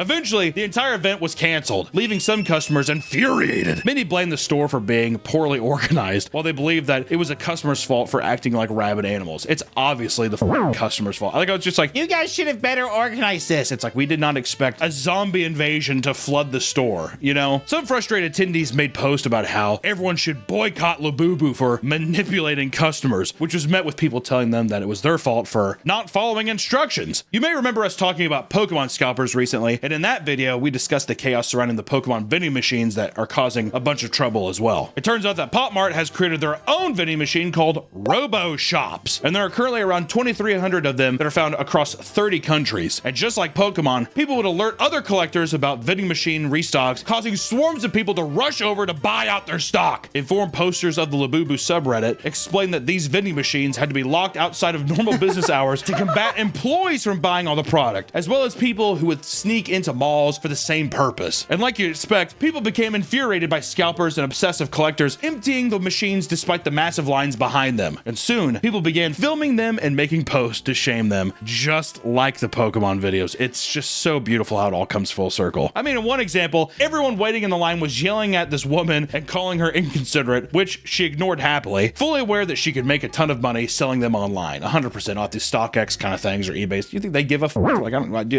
I don't give a fuck. Also, any person who does that kind of shit, I think, has no soul. How many times have you like been in line for something and you're kind of like, oh, sorry, and you like kind of rush out of the way because you just feel like you're like, God, I feel like I'm taking forever. Seeing a whole line of people and then just knowing you're like, I'm buying this whole thing, and not, that person has no soul. Very inconsiderate, very rude. Very inconsiderate, but just seriously, I'm like, you're like a demon. You're like not human, unless they just have Asperger's or something and they're like, I didn't know they were mad, like yelling and throwing shit at you. I didn't know they were pissed. You know what I mean? At another Robo Shop machine in Arizona, a customer was screamed at for generously giving one of their extra Labubus to a little girl in line behind her. They were convinced that she was a reseller trying to make a sale in person, which infuriated them. Which also, the person that's screaming makes me think that they're a reseller being like, what the f***? My supply! That's my supply! Give me it, you little bitch! And grabbing the little girl. She's like, other people would post anger rants after seeing people advertise their reseller stories on Instagram. And it goes without saying that many of these people are straight up addicted to collecting Labubu products. While some just want to complete their own mini collection, others take it to a whole new level, and it becomes nothing short of a Labubu addiction. A man named Joe Haggis posted to TikTok explaining how Labubu's ruined his life. He reveals that he spends basically every night refreshing the website to buy more of them. He knows that it's unhealthy, but admits that he keeps doing it over and over again, even though he no longer gets any satisfaction from doing it. Gambling addiction at its finest. I go to the casino, I hate even going in there, but I gotta do it. I just watched Making Mahoney, whatever. Have you heard of that movie? It's a Philip Seymour Hoffman movie where he's like addicted to gambling, and now I'm just picturing that movie except with just like, instead of like tons of chips, it's just like piles of Labubus, and he's at a table like messing with his glasses. One man vents about how he is literally going broke because he buys Labubus every week. Others compare it to online gambling, pitching the idea of selling their handbags to make more money to spend on Labubu. The thing that you wanted to decorate is now being used as fodder to just buy the thing that was the decoration to go on the handbag. I don't need this. I can just hang these from my pants. I could just hang it from my ears and my nose. I could just hold them. Another woman has admitted that the sound of the plush shaking inside the box gives her a dopamine rush. And this woman, alongside with her husband, scrolls through the website for hours every night. She claims that Pop Mart has the two of them wrapped around their finger, but still ends the post announcing that she will show off the recent additions to her collection within a week or so. And of course, things can always get worse when it comes to popular collectibles, right? There's nowhere these people won't go to make an easy buck or to add to their vast collection. So we gotta talk about all of the Labubu related crimes that are happening right now. Because people have started hooking their Labubu products onto their handbags and other wearables, there has been a noticeable increase of Labubu theft. These are sneaking up behind people and snatching them. And one woman reveals that while at the mall, she could hear a couple plotting to steal hers off her belt loop, saying, quote, "I'm gonna cut that shit off." I love that idea. I love that idea of like hearing someone behind you. It's like me sitting there, that fat right in front of us, like holding on my Labubu, like looking at its face, looking up at me. Do you think that these people are trying to steal it, or they're just annoyed with the craze, like they hate Labubus? I think that people that are stealing it are trying to make money off of it. Or it is actually people that are addicted and they're just like, I'm not going to buy it, but I'm going to snatch it. I love them, but I like can't pay for them. I like steal them off people. They're too expensive. It's like almost like a Robin Hood thing. It's just for the rich. Do you think people carry around their $9,000 Labubus? Yeah, dude. You know how many times I've gone out in public? Like, let's say like we're going out or we're like at an event in like LA. The amount of times I've seen like a 5'4", 86-pound girl wearing like a $25,000 Gucci bag. There's like 10-year-olds who could come up and like beat the hell out of you and steal. You know what I mean? Like you would think that you'd be like, oh, I'm gonna lock that up, but I think people are just like peacocking. Yeah, you want to show it off. Yeah, you don't have this poor bitch is what they're saying, like that kind of thing. Sorry, bitches, that kind of thing. Even though realistically, I'm like, I feel like a guy could just run up, punch you in the face, and just grab the and run. But I don't know if that happens as much as we probably think it would. That's the scared part of your brain. According to Twitter, I see it all the time. So on Twitter, everything, yeah, that's true because yeah, that actually makes sense. Yeah, I mean, one woman who was working a 16-hour hospital shift put her lanyard down for only 2 minutes to go to the bathroom, and she returned to find her Labubu had been stolen from her lanyard. It was so bad that people started posting tips on what types of clips could be used to replace the cheap ones that come with the product, just to make it a little more safe. Be like, it's in safe hands, I swear. Just recently, a man was caught on CCTV footage stealing a Labubu from a collectible store in Malaysia. The man put boxes into his pants, exiting the building to drop off the supply before coming back and repeating the process several times, quite a bit. Stealing from a store is one thing, but how about a full-on break-in? In California, a man had his car broken into after a thief saw Labubus displayed inside. Kind of like, you know, the same way that Pokemon's are on like a dashboard. Yeah, he has that, and he's like, oh my god. Just takes his fist and drives it through the window. They're mine. Yeah, his hand's bleeding, but he doesn't care. Yeah. Have you seen that video of the guy where he punches his wife still? He's like, oh my god, Stacy, call the police! Ah, and he's like dying and she's just like recording it. Blood's like everywhere. It's a lot of blood. The man was an avid collector of Labubu products and reported that 3 of his were stolen in the robbery. He pleads for people to never leave a Labubu in your car. Please! As the products he lost were worth a combined $144. Not the worst. I'd be more upset that they broke my windshield. I can't believe $144 of Labubu and with his window shards of glass going in his eye. Someone broke into my car that I left over at a gay bar, and he stole a $5 USB cord. When I lived in the ghetto in college, this guy broke into my car, stole everything, USB cords, change, and the only thing he left were my 3 Creed CDs. That's what pissed me off the most, though, because I was like, motherfucker was making a statement, dude. I was like, fuck you, dude. That's why I feel like I became even closer to Creed then. I'm like, you know what?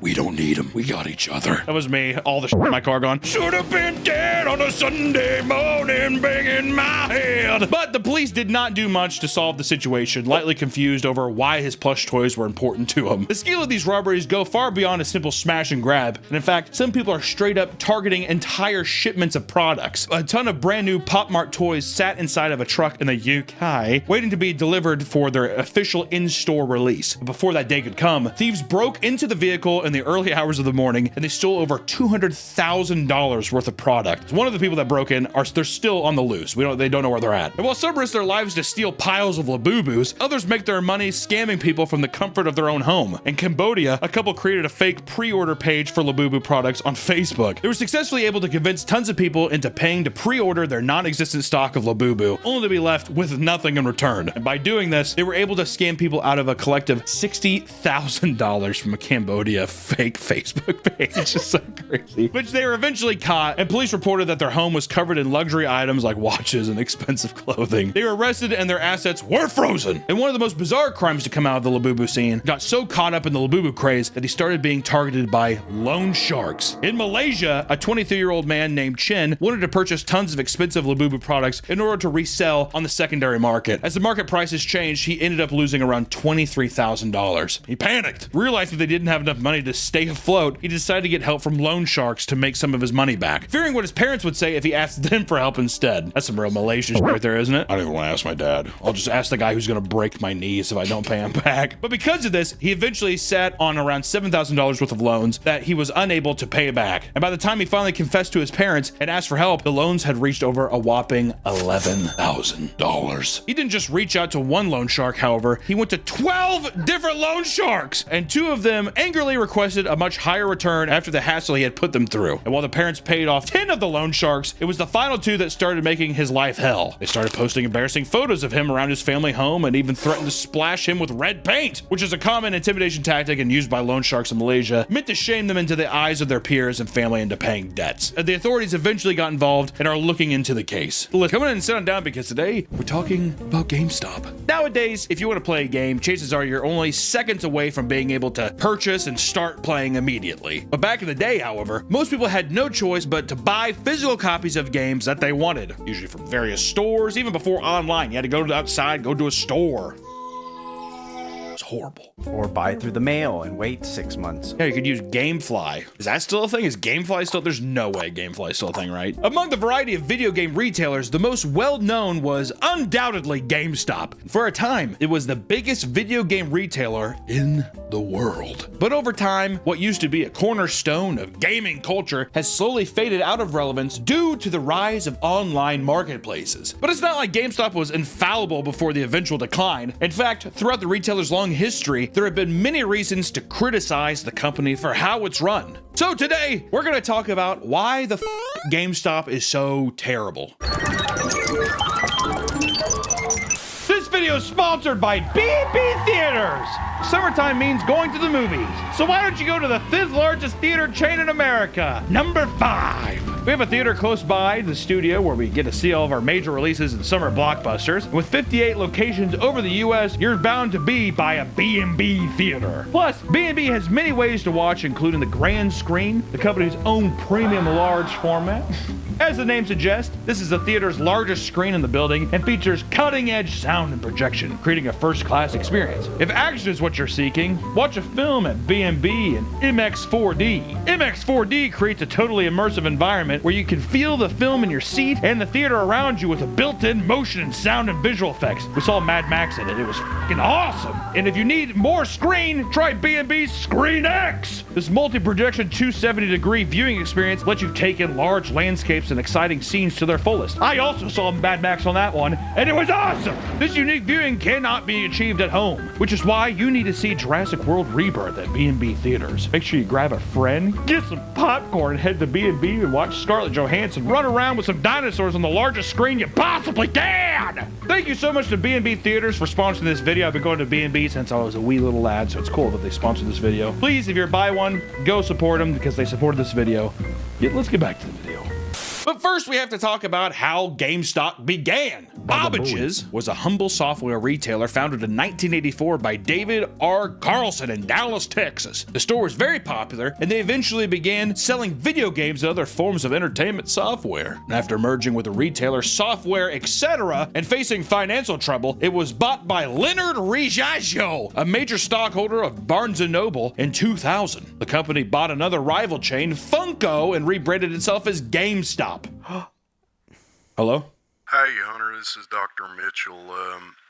I'm afraid I have some bad news regarding By 2005, they had become a massive company to the point that they were able to successfully merge with their largest competitor, EB Games, in a $1.44 billion billion deal. This led them to become the biggest gaming retailer at the time. And GameStop has become the leading spot to not only purchase games and consoles, but also trade in used games to make some of their money back. This is something that everyone nowadays seems to have the biggest gripe with. So, firstly, I want to talk about GameStop's terrible, terrible trade-in policy. This is how they make most of their money. This is how GameStop, if you're wondering, how are they still open? It's this.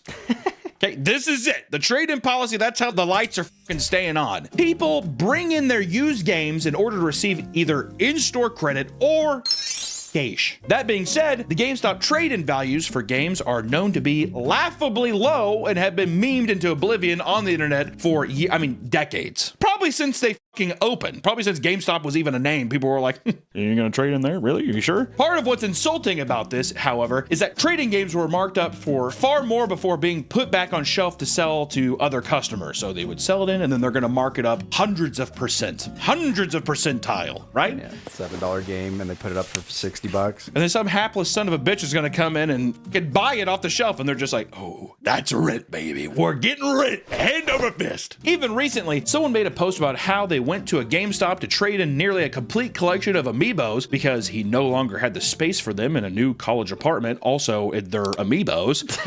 A set that could easily be worth thousands of dollars was traded in for $1,300. When I say thousands, I mean $5,000, $6,000. They give him $1,300. And this sent the internet into an uproar over how badly he was lowballed, which at the same time, you have to ask yourself, my God, find someone else to buy it. Which, to be fair, people usually are in these positions where they're just like, I just don't care. I want it out. I want it gone. I don't want to have to go through the whole process of selling them one by one. But I think in today's reseller economy, I think that you could sell that, even being like $2,500. Yeah. Give me half. I feel like there are other options. He could have definitely been like nearly complete set on eBay, buy it all in one. Buy it all in one or make best offer, whatever, and handle it that way. Exactly. It is what it is.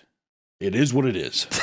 Of course, the employees are just doing as they're told at GameStop, so you can't put it all on them. But in fact, it seems that a ton of GameStop employees hate the process of trade-ins because it invites some particularly odd encounters, aka people who are emotionally not well, people who also steal things to resell them. Like the amount of times that I worked, when I worked at my, the place that I worked at in Kansas City, the amount of times that it was just like clearly things stolen from Walmart, and you're like, I don't think I can take this. They're like, what do you mean? It's like, it's 18 sealed copies of Grand Theft Auto 5. I just can't. I cannot do it. Here's a list of weird occurrences employees have witnessed trying to process trade-ins with customers. 1. A man came in with his wife to trade in his copy of Dishonored, only to find his secret porn stash inside of it. That's just a good day to me. Ironic substance to be found in a game called Dishonored. One employee was given a PS2 with a condom stuffed in the hard drive slot, and he was also given PS3 games that the customer admitted were used as weed ashtrays.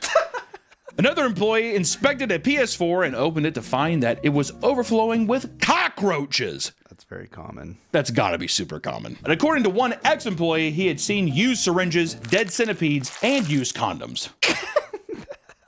He's like, it was a crazy weekend. A customer came in to sell 50 DS games, each of which were fake, and someone brought in a box for a controller filled with rocks. He assured them that was what was in the box when he bought it, and the store leader somehow decided to pay him out. What? And one man tried to ask if they would take in some appliances like his washing machine. And a strange customer who seemed to be tweaking came in with a stolen coffee maker and told the employee, quote, I know y'all take video games, but what about coffee makers to make some coffee for your gaming sessions? That's a good sales pitch. He's just like, hello? You boys like to stay up all night and game or your Nancy's? And in a more sad turn of events, because we have to do it to you, a man was trading in his old Xbox 360 while the employee worked on wiping his hard drive. They discussed his Xbox achievements. The man suddenly got sentimental and decided he no longer wanted to trade it in, but it was too late. Everything was wiped and left sad. Which I love the idea of a guy just be like, you know what, never mind. The guy's like, oh, oops. Which also, by that point, I'm like, why don't you, it's done. It is kind of fucked up mentally, though. So, are you sure? I'm deleting all this memories? That's it? That's all you want? Okay. It's like already deleting. Yeah. It's kind of fucked up. Sitting there thinking about it. Well, you know. Oh, shit. Actually, you know what? I guess this isn't worth the $13 you're giving me for my system. And lastly, a former employee reveals that someone tried to trade in the belt she was wearing to keep her pants up.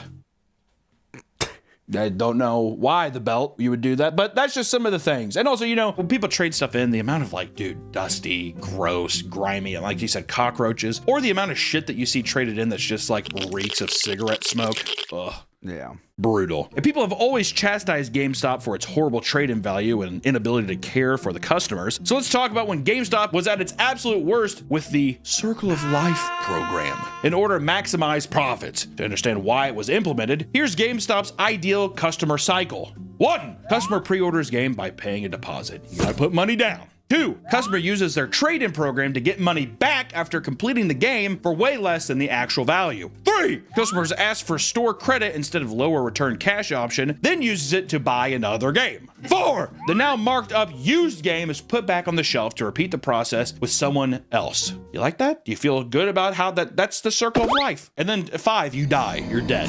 There it is. That's my life. Each employee has something referred to as Cole Score, based on things like used game sales, pre-orders, trade-ins, and because used games have higher profit margin, it was aggressively pushed to employees as the priority over selling brand new games. Yeah. Have you seen that? They'd be like, Grand Theft Auto would be like $60, but like, you get the used version for $50. Are you sure you just don't want to get the one that somebody has already opened and touched and fondled with?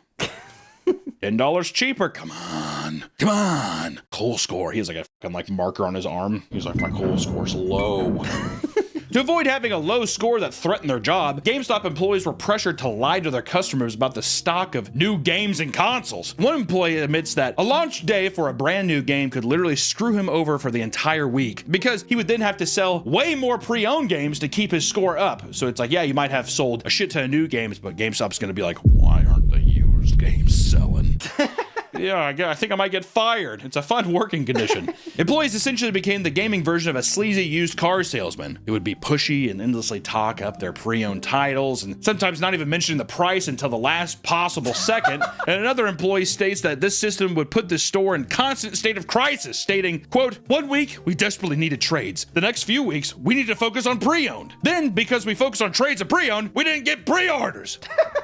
Some claim that the entire stores were fired over the Cole system, while others state that these were simply edge cases. But regardless, after enough pushback, GameStop's made changes on how to run their stores. They removed the Cole scores for individual employees and made it so the entire store just had one score to work on. Today, it's not clear if they still utilize a system similar to the Cycle of Life, but I'm sure there's some GameStop employees watching this right now, and if it is, please tell me. I'd like to know. How does it feel working in hell? Do you like hell? You think there's probably just GameStop lifers, right? I've been here since I was 18. Oh, yeah. You know? There's like 6-year-olds now that have been working there since the beginning. 2005. How old were they when they started? Hasn't GameStop only been around since like 2000? So I guess he was in his 40s? 35. All right, there you go. Either way, GameStop still upholds a reputation for treating their customers poorly. So let's talk about a little recent example that just happened. The Switch 2 controversy. Multiple GameStop customers have been reporting that their Nintendo Switch 2 pre-orders were being canceled. This has been happening to random people over the past few months, but started to heavily ramp up in late May, with only days left until the release of the console. It gets worse for one specific GameStop location in Astoria, as they were revealed to be pushing customers to spend way more than they intended. After people wait all night to get their consoles pre-ordered, they were supposedly told that the SKU number can't be processed for just a console. They used this to push people to splurge on more expensive bundles and accessories. And one customer secretly filmed himself throughout the entire process, spending hundreds of dollars to lock in his pre-order. So what's the minimum you have to, is it a price you have to hit, or is it's it? It's item quantity.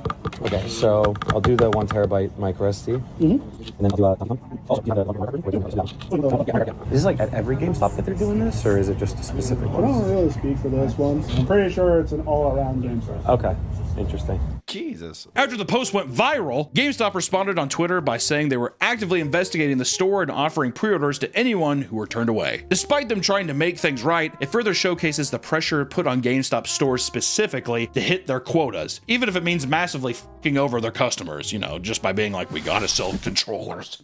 If we don't sell controllers, I want to know who's the guy where it's like, you don't want Bob to come down. Like corporate, you know what I mean? Oh, yeah. Oh God, Bob's coming this week, and he's like, there's a lot of controllers in the back room. This place is shut down permanently. I've been working here since I was 35. I'm 60 now. He's like, that math adds up. By now, it should be clear that working for GameStop can be a bit of a fucking nightmare. So let's talk about why people hate working at GameStop. Many people think GameStop is a great first job, right? Because they can make money in an environment they're passionate about. I love video games. I want to work at GameStop, right? Kind of reminds me of like those commercials of people doing the tester games. I'm having so much fun testing video games. Yeah, it's so fun playing this game. I can't believe we got jobs doing this. I know.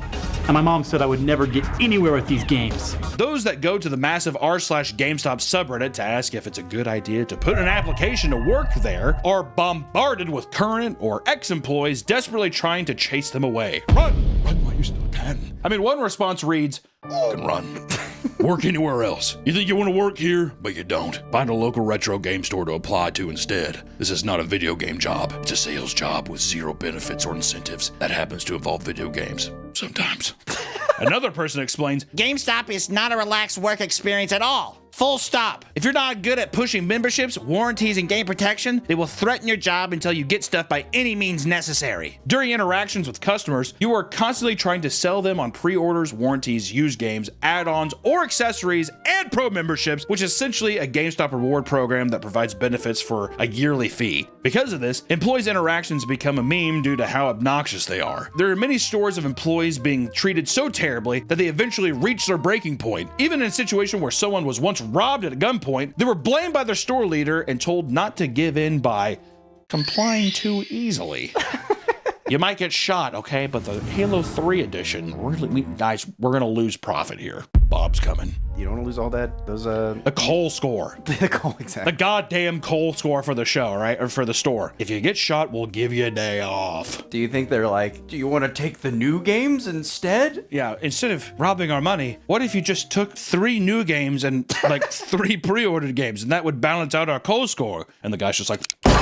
In another robbery that took place in Pennsylvania, $5,000 worth of PS5s were stolen after being violently threatened by 2 men. This led to a top-performing GameStop manager of 13 years being fired, as if it was his responsibility to fight off the thieves for the beautiful, delicious Japanese gaming system. Several employees quit in protest, and it wasn't the first time employees rallied together against the upper management. In 2023, a Michigan GameStop was managed so horribly that every single employee quit at the same time. It occurred on an important day, the release of Legend of Zelda: Tears of the Kingdom.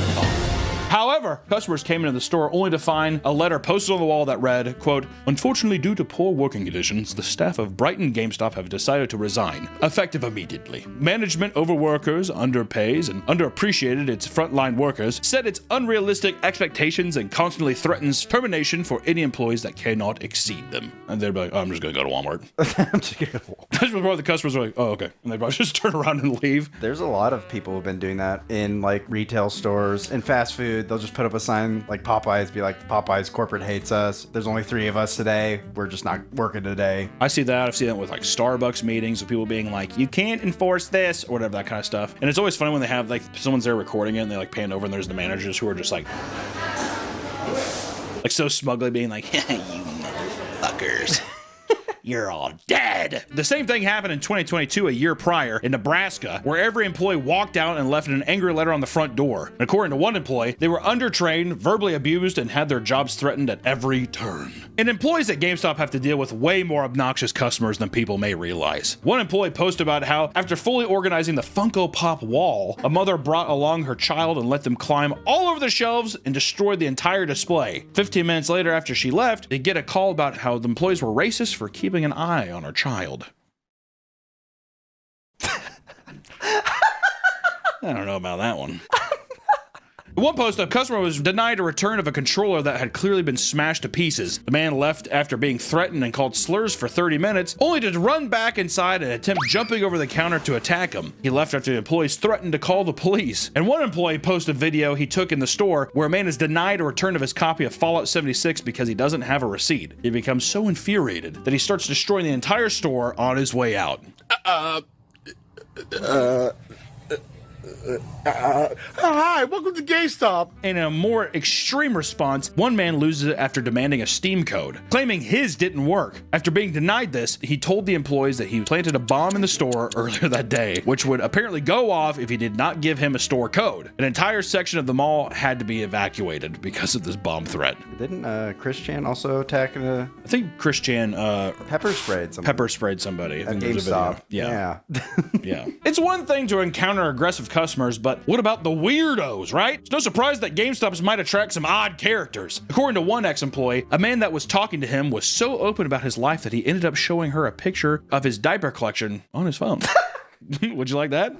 Another customer came in because of the help wanted sign on the window, only to say that he has to confirm how far the Neos Elementary School is before he can officially apply. Oh, because he's a...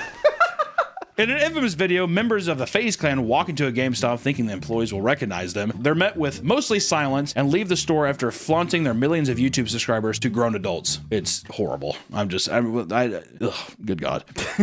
There was also a man that came in to try and trade in a bunch of Gooner games like Leisure Suit Larry, The Guy Game, and Playboy Mansion. He was asked to leave because there was all over his cases. Oh, that's just glue. It's glue. It's Elmer glue, dude. I'm a model builder. It's tapioca pudding I was eating. And I had snack pack pudding. Tapioca. It was great. According to one female employee, she had weird men wait outside the store to talk to her almost daily, to the point where she has to have her mom and boyfriend wait outside when she closed up to avoid the confrontations. And similarly to that, another woman dealt with tons of weird attention from male customers because the manager exclusively hired attractive women to create what she described as a hot GameStop.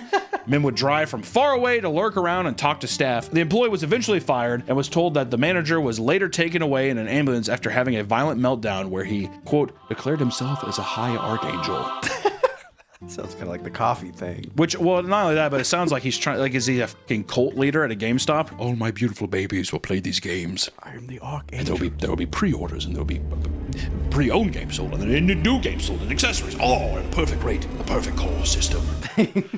For Archangel. Do you think he had a pretty high Cole score then? I would assume his Cole score was very high. I would hope so, at least. He's the Archangel. Speaking of women, it turns out that GameStop once created an entire training video that teaches male employees to converse with them, right? Because they might not have done that before. The video stimulates interactions between men and different types of female shoppers, teaching you how to avoid making a woman feel stupid by throwing out a bunch of gamer jargon at her. Hi, welcome to GameStop. My name's Alex. How you doing?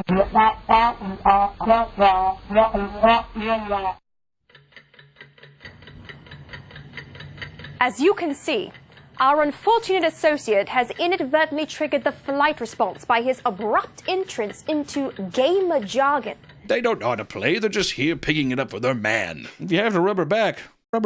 Calm her down. What if it was like that? Massage her shoulders. If she looks stressed, pick out a game for her. Pat her on the head and send her away. Reach out and touch her arm. Touch her arm and look her deep in the eyes.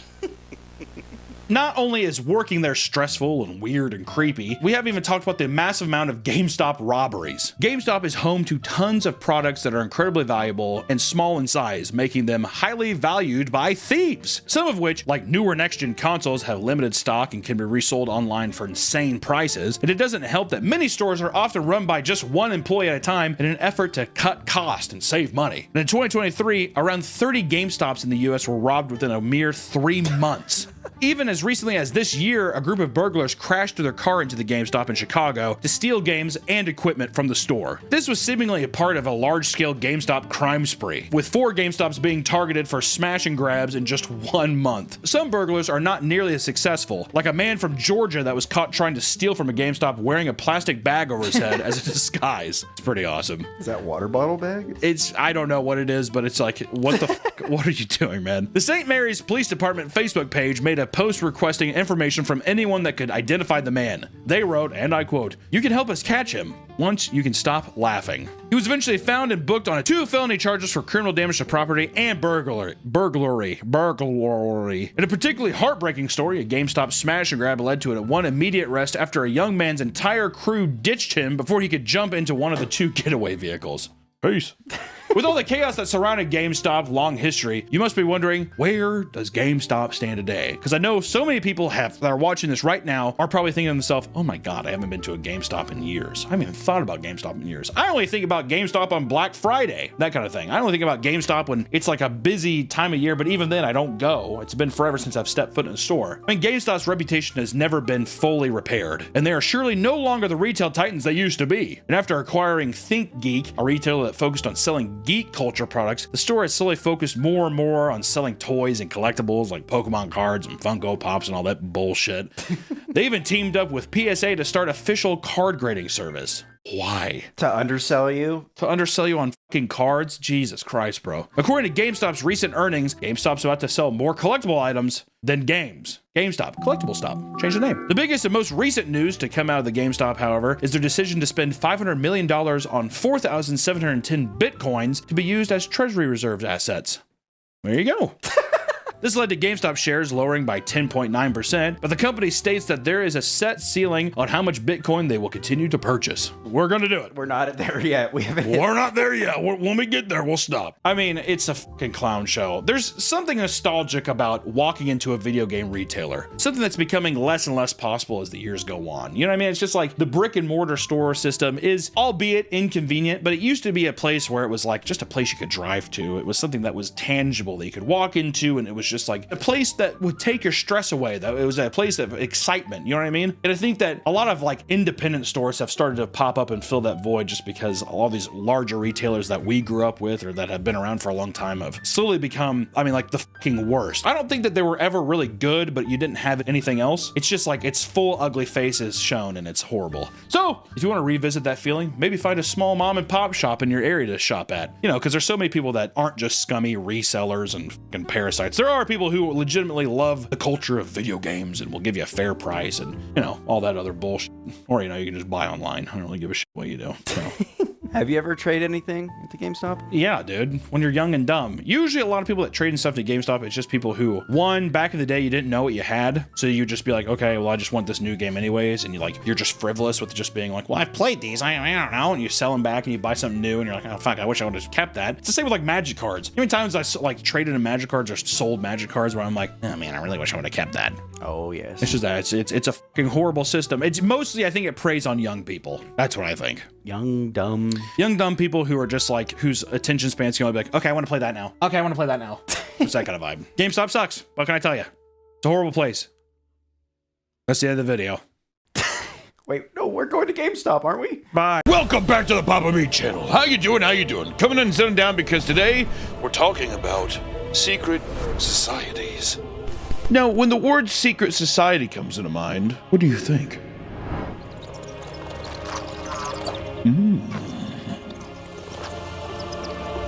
Oh, I see. They're not having a conversation with the screen right now. That's going to be really embarrassing. Does robes come to mind? What about masks? Perhaps candle-holding men discussing devious schemes? Were you just thinking of Eyes Wide Shut? Seems like it. What if I told you what you've heard of secret societies isn't just goofy movie tropes? Would you believe me? Yeah. A secret society is basically any group or organization participating in activities while sworn to the utmost secrecy. Can't tell anybody this. Illuminati. Beyonce. She ate a child. I love watching Beyonce Illuminati videos. That's the only ones I ever believe. Look at the earrings. Saturn earrings. Search after a Saturn associated with their called. All the other ones, I'm like, nah. I'm like, Beyonce, I bet that bitch did do something. You know what I mean? There are many examples of secret societies throughout history. Some that are still running to this very day. Today, we're going to talk about the strange, mysterious world of secret societies. More specifically, one that people believe is powerful enough to shape the state of the entire f***ing world. I'm talking, of course, about Bohemian Grove. Bohemian Grove, I think, is by far the most popular conspiracy theory, secret society thing of all time. People have been sneaking in there for I don't even know how long, looking at a giant goddamn owl statue. I mean, it's basically like ghost hunting. They just like walk around, they're like, oh, what is that? What is that? And they just see like a truck drive by. What the hell? Oh my God, guys. Oh my God. Truck just drove by. But it gets played up a lot for horror movies because I think that it's nice to think that, well, it's not nice, it's just, it's easy to believe that wealthy people would get together and run the world as like a book club. That makes sense to me. You get together, you do unspeakable things, but you do it with your bros. And they're all politicians. They're all George Bush and Mitt Romney. All the politicians, you were like, I don't like that guy. But Bohemian Grove is a secret society that the world is wildly fascinated by. It's been running for over 150 years and is still going to this day. It originated in San Francisco in 1872. According to Sam Singer, a member and club spokesman, quote, it's a group of gentlemen who are really genuinely, no, I'm serious, interested in arts, theater, jazz, and of course, rock and roll. Nothing else. Cigars and brandy. Don't look in the basement. And women were banned from entry. This is a men's club, okay? No women allowed, just the way it's supposed to be. It was a private, men's-only club. Women were furious. What else is new, dude? They're all on the rag, and they're like, you know what? We're gonna go. We're gonna sue them. It's just rich people wanting to get away from their wives. Yeah, it's just a bunch of guys just being like, get me the fuck out of here. Well, how do we know that John F. Kennedy wasn't in the Bohemian Grove and that's what helped him? And then he didn't pay his due diligence. He didn't show for brandy cigars and to talk jazz and rock, and that's when they're like, we gotta kill that son of a bitch. The funniest conspiracy I read is that the CIA told Oswald to miss, but he accidentally shot him twice. Ah, fuck. He's a great shot. Every year, during the last 2 weeks of July, the members would join together for a relaxing retreat, similar to a summer camp. Grown men being like, does anyone want to pretend to be 9 years old at the lake again? They were able to practice and share their art, as well as play recreational sports and engage in stimulating conversations with like-minded people. Is this Anthony Elliott's pipe dream? Could be. Their mascot is an owl, as it symbolizes wisdom. I always thought that was weird. Why owls are always wisdom? I will say, you know, it's a fucking great episode of Avatar: The Last Airbender is when they go to that tower, that library. There's the owl walking around there. Ooh, he's a big owl. Ooh, and he tries fucking him up. That one scared the shit out of me. It's just scary. Did you see Secret of Nim? That owl f***ed me up. I never liked Secret of Nim. I hate you. We're not friends. Okay. This relates to the origins of Bohemian Grove, which focused on a gathering of talented intellectuals. You know that these motherfuckers were RC because it always looks bougie, doesn't it? Get me in that club, dude. I got a cock. Barely. For a time, being a member was exclusive to people who were artistically talented and had a deep knowledge of the arts. But after some time, they slowly loosened their criteria for entry to allow people who were merely enjoyers of art. I feel like they definitely branded them, though, too. So you enjoy this art, but you don't know how to make it. You have to wear the fool's cap. I'm practicing watercolors. Definitely. It was possible that this was for the purposes of allowing more businessmen and other wealthy people to join and financially support the club's endeavors. The owl is in his leafy temple. Let all within the grove be reverent before him. I'm just like, okay, well, what are we gonna do? Bankroll this forever, guys? What the f?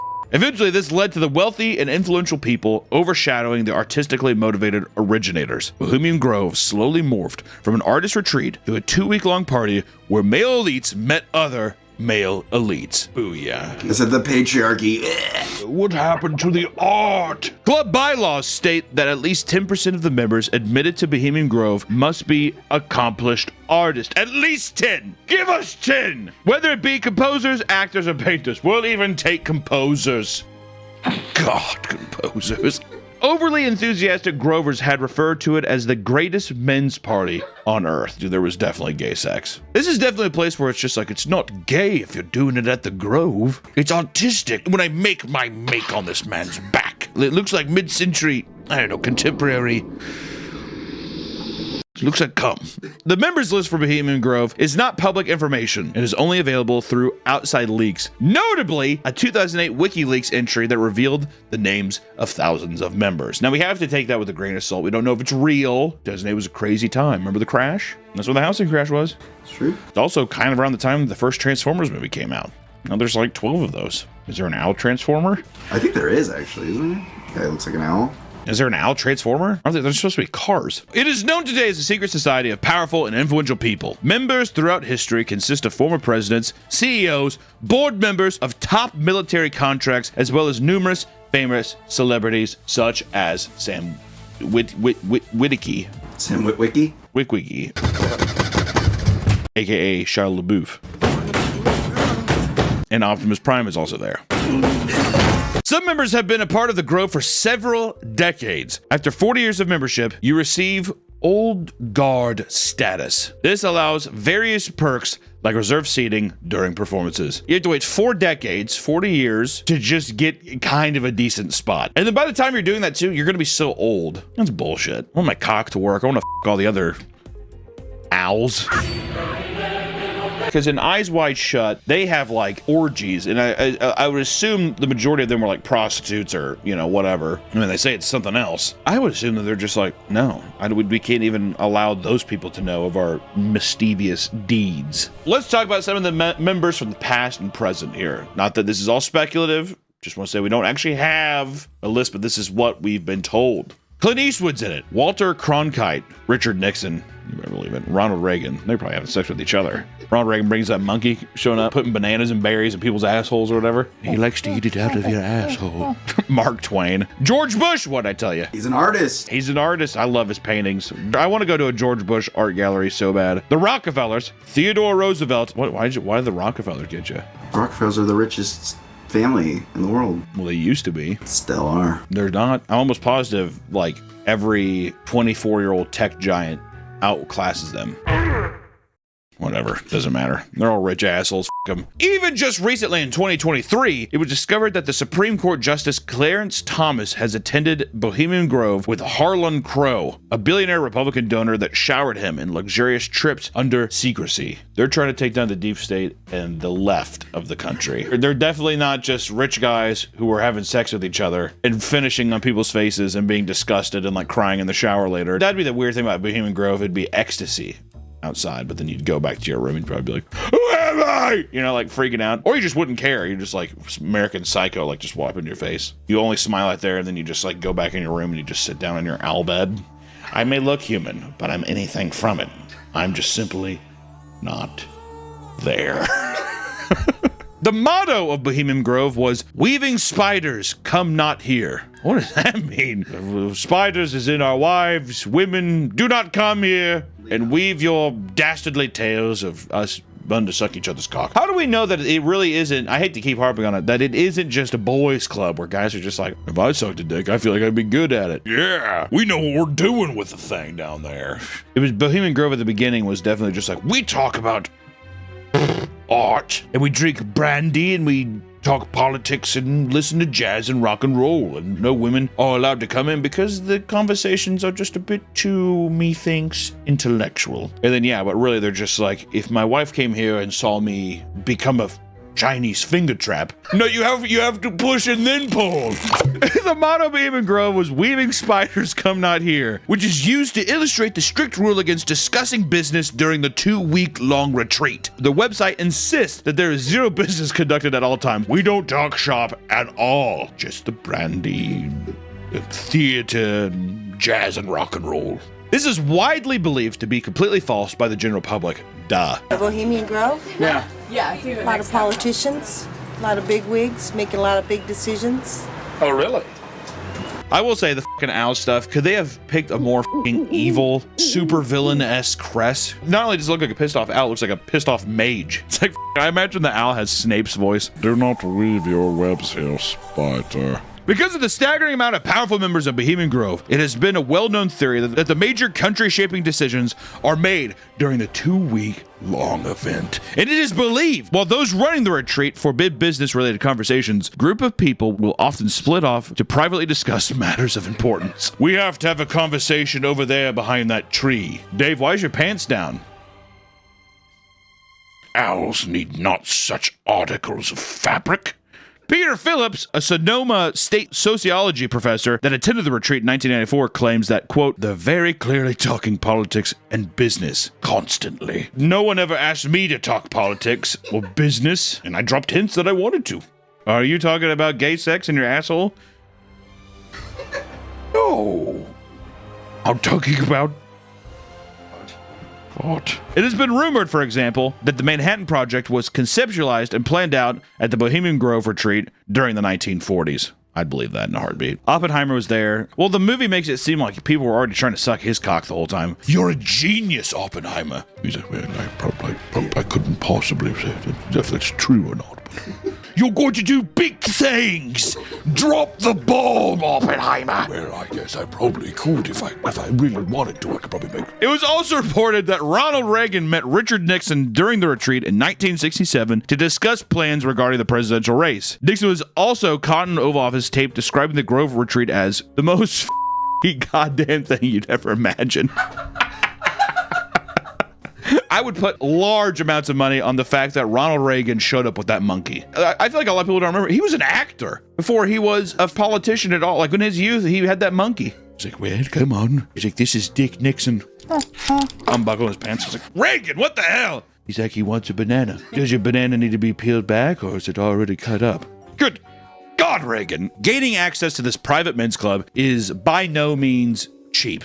Okay, you gotta be wealthy or you gotta be a good artist. But I feel like they're just like, you gotta be a wealthy, good artist, bud. You can kind of color in the lines. We'll say you're an artist. Not only do you need to be invited by several former members just to apply, but you are added to the wait list that is supposedly absurdly long. You'd be waiting 10 years before you were even considered for a role. Is this true? I don't know, but it sounds right, so we're gonna say it. When you are finally able to join, it will cost you around $25,000 initially, plus yearly dues of $5,000. That is substantially lower than what I expected. In 1899, the club gained so much notoriety that they were able to rent and later purchase a 2,700-acre plot of land in Monte Rayo in California to run their annual retreat. From there, they continued purchasing the surrounding land to expand their campground. It featured various dining venues, theaters, and several smaller campsites that varied in theming and luxuriousness. There are over 100 camps, with many having servants assigned to them, and it was noted that many members brought their own chefs and servants along to accommodate them as well. This looks like fucking Disneyland. This does look like Disneyland. I guess that's the thing too, is whenever all these YouTubers sneak in, right? It's always abandoned, but that's just because it only happens for 2 weeks a year. 2 weeks is a long time, dude. If I want my back shot fixed, I feel like give me 3 days tops. In 1931, a smaller club building was built in both Sonoma and San Francisco, featuring dining rooms, libraries, art galleries, theaters, shops, and rooms for members to socialize in. During some seasons, members would put together and perform weekly plays, concerts, lectures, and more. My God, who would want that? It's so childish. It's like playing Dragon Ball Z in your backyard with your friend. During the Grove retreat, phones and other technology were not welcome inside. Members would need to leave to visit a nearby hotel if they wanted to connect to the internet, which helped keep the place unphotographed and shrouded in secrecy to the wider public. They have a Disneyland map of it, and they also have a full building in San Francisco and a literal URL that you can type in and be like, I guess I'll sign up. The campground is littered with security and is very strict with their enforcement of the rules. Supposedly, a number of them are former military, CIA, and FBI agents. Members would indulge in golfing, canoeing, and other outdoor activities when they were getting absurdly drunk with fellow elites. Yeah, dude, boys. Why the f do I have to go to Bohemian Grove to do that? Can I not get day drunk on a Sunday playing golf with my buddies? 9 holes? In this secret place, you know, we're talking a lot about gay sex and other kinds of things, but what about some of the ceremonies they do? A major highlight of the retreat is a ritual ceremony that kicks off the Grove's festivities, known as the Cremation of Care. It is common to witness various high production value theatrical performances, often with men parading around in drag. Motley Crue did it. I'm just gonna leave that there, I guess. One member told a reporter that, quote, sometimes the homoerotic themes can get a bit weird. Well, buddy, you're at the wrong place. The purpose of the ceremony is for members to forget their many responsibilities and put the stressors of life aside. On the opening day of the event, members listen to a series of welcoming speeches and pay their respects to older members and those who have passed away within the past year. It's the Oscars. How do we know the Oscars didn't start as a Bohemian Grove thing? They're just like, you guys suck. Why don't you like my statue? It's cool. Hooded men in red robes enter the stage, revealing a large wooden coffin. The coffin contains a lifelike human body shaped from a wooden skeleton. This body symbolizes all the frustrations belonging to the members. Now get up here and fuck the wooden skeleton. What if they actually had to have sex with an owl? Oh, like Ratma, but it's an owl. And they f***ed it? No, he f***ed you. Yeah, okay. You immediately jumping to that would be sick. I was like, wait, we can have sex with those things? They're like Furbies. A type of funeral service is performed for this effigy of a body known as Dole Care. By sacrificing it, the members of the Grove are getting rid of their problems to prepare for the next 2 weeks of leisure. This is becoming more and more clear that this is like, people have researched the Grove before, and this is all those male camps now. I'm a man of a you're getting rid of this, whatever, let go, embrace your masculinity. It's that kind of shit. Members begin to follow behind the robe priest and pallbearers as they march across the campground to reach a 40-foot altar beside a serene lake. The altar, covered in green moss, resembles an owl, similar to their logo. I will say this, the altar is insane. It looks fucking awesome, and it's horrifying. It is the perfect catalyst as a spooky secret society thing for someone to like come in there and be like, what the fuck is this thing, man? Once there, members of the club perform a drama complete with musical numbers. Singing in the rain. I'm singing in the rain.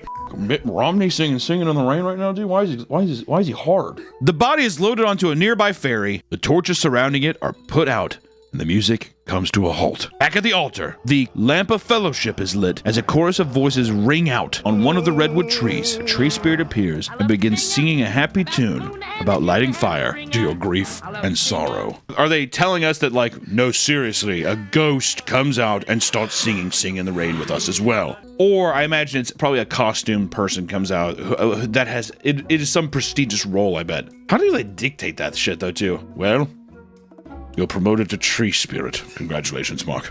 Mark Wahlberg's like, oh my God, thank you. Afterwards, the high priest gives a long speech about the importance of nature and its ability to ease the spirits, which is kind of funny because it's basically RV camping that they're doing. And they're just out there having sex and they're just like, you have to take care of Mother Earth. And they're just like burning shit around. The bier containing the body travels up the altar where the torchbearers lift it above the head and place it in front of the owl. From there, a scary voice belonging to the care bellows out from under a dead illuminated tree. It insists that it cannot be defeated, to which the owl altar shouts back at it, claiming that the fire coming from the lamp of the fellowship can overcome it. Which also, fun fact, Walter Cronkite is the voice of the owl. A recording of his voice was recorded to be used for the performance every year. We got to put it up and just pretend that we know. President Kennedy died at 1 p.m. Central Standard Time, 2 o'clock Eastern Standard Time, some 38 minutes ago. Oh! At this point, the body is lit ablaze as music and fireworks fill the air. The members in the crowd celebrate, sing, dance, and celebrate the burning of their sorrows. I'm not gonna lie, that's a theatrical production that I'd be like, that's all right. I'm just not gay. I just wouldn't want to participate in the gay sex. Maybe. If I'm in the owl's f***ing nest. Couple drinks in you. Oh, one. Half. If I got an RC Cola in me, I'd be like, your voice sounded beautiful on that tape. Thank you. You know, with secret societies, as they say, the bigger you are, the harder you must fall. And people want to see what is going on in this club so bad. The exclusivity drives people insane. So you have people who try to infiltrate the Grove. Like Tyler Oliveira, the YouTuber. He's going to be one to crack the case. I gotta run. Chihuahua ran at me. YouTuber Tyler Oliveira recently filmed himself sneaking into Bohemian Grove in the middle of the night until he was chased out by security. Alright, I'm sorry. Hi, I'm sorry. I'm sorry.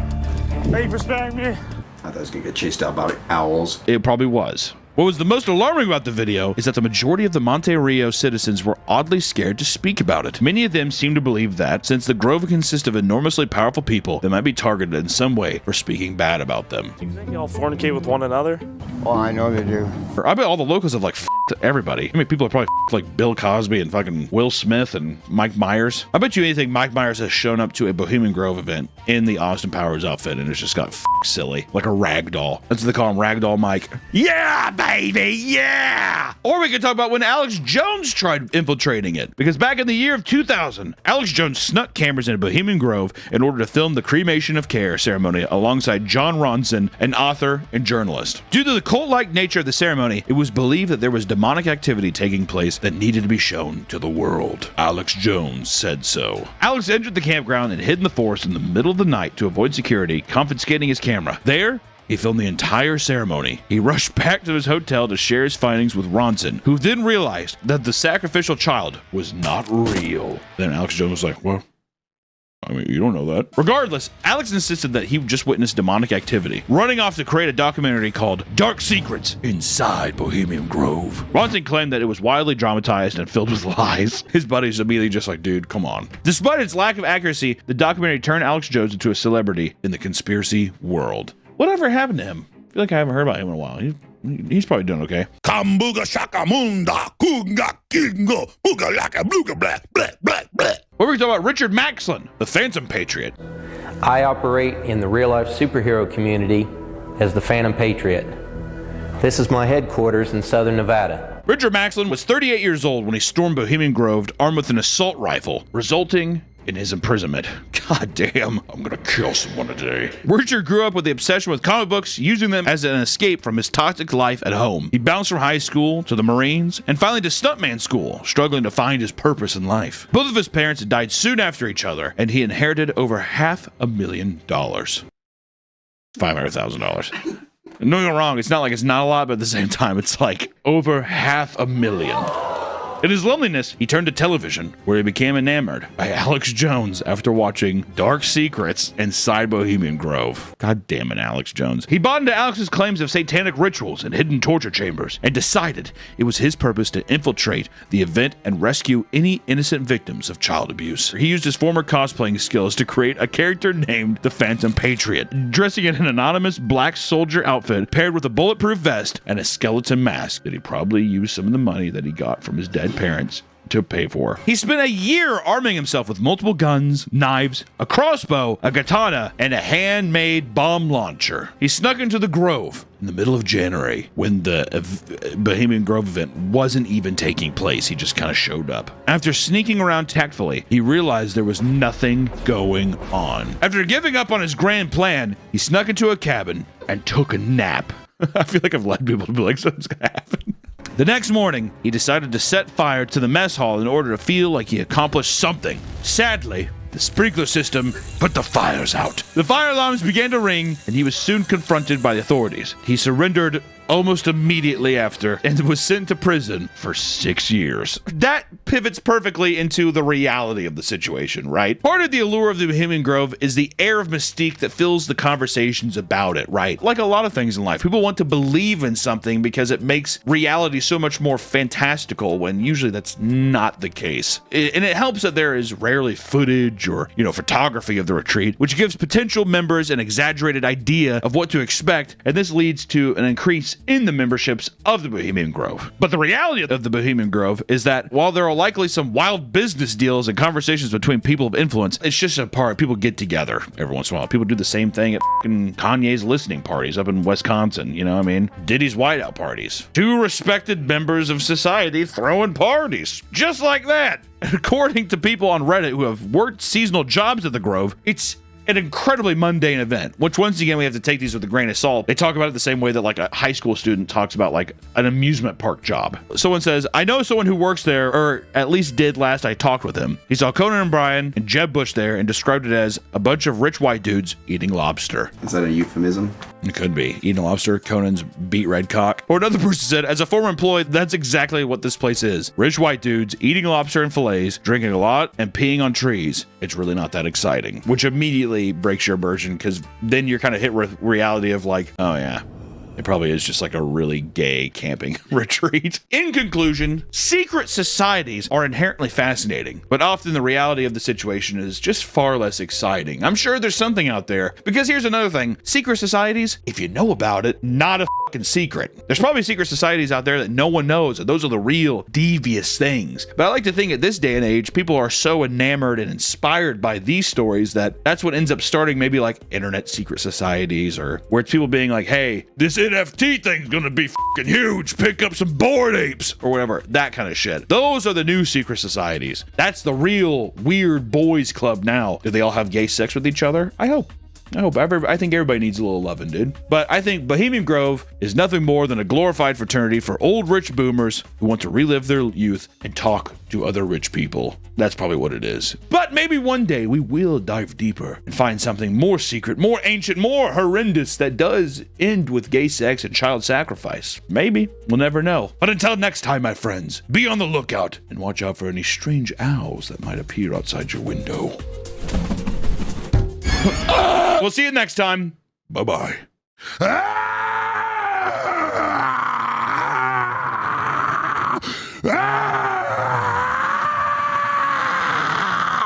We're gonna beat these people. I'm not trying to be dramatic here, but it's been a hard fight.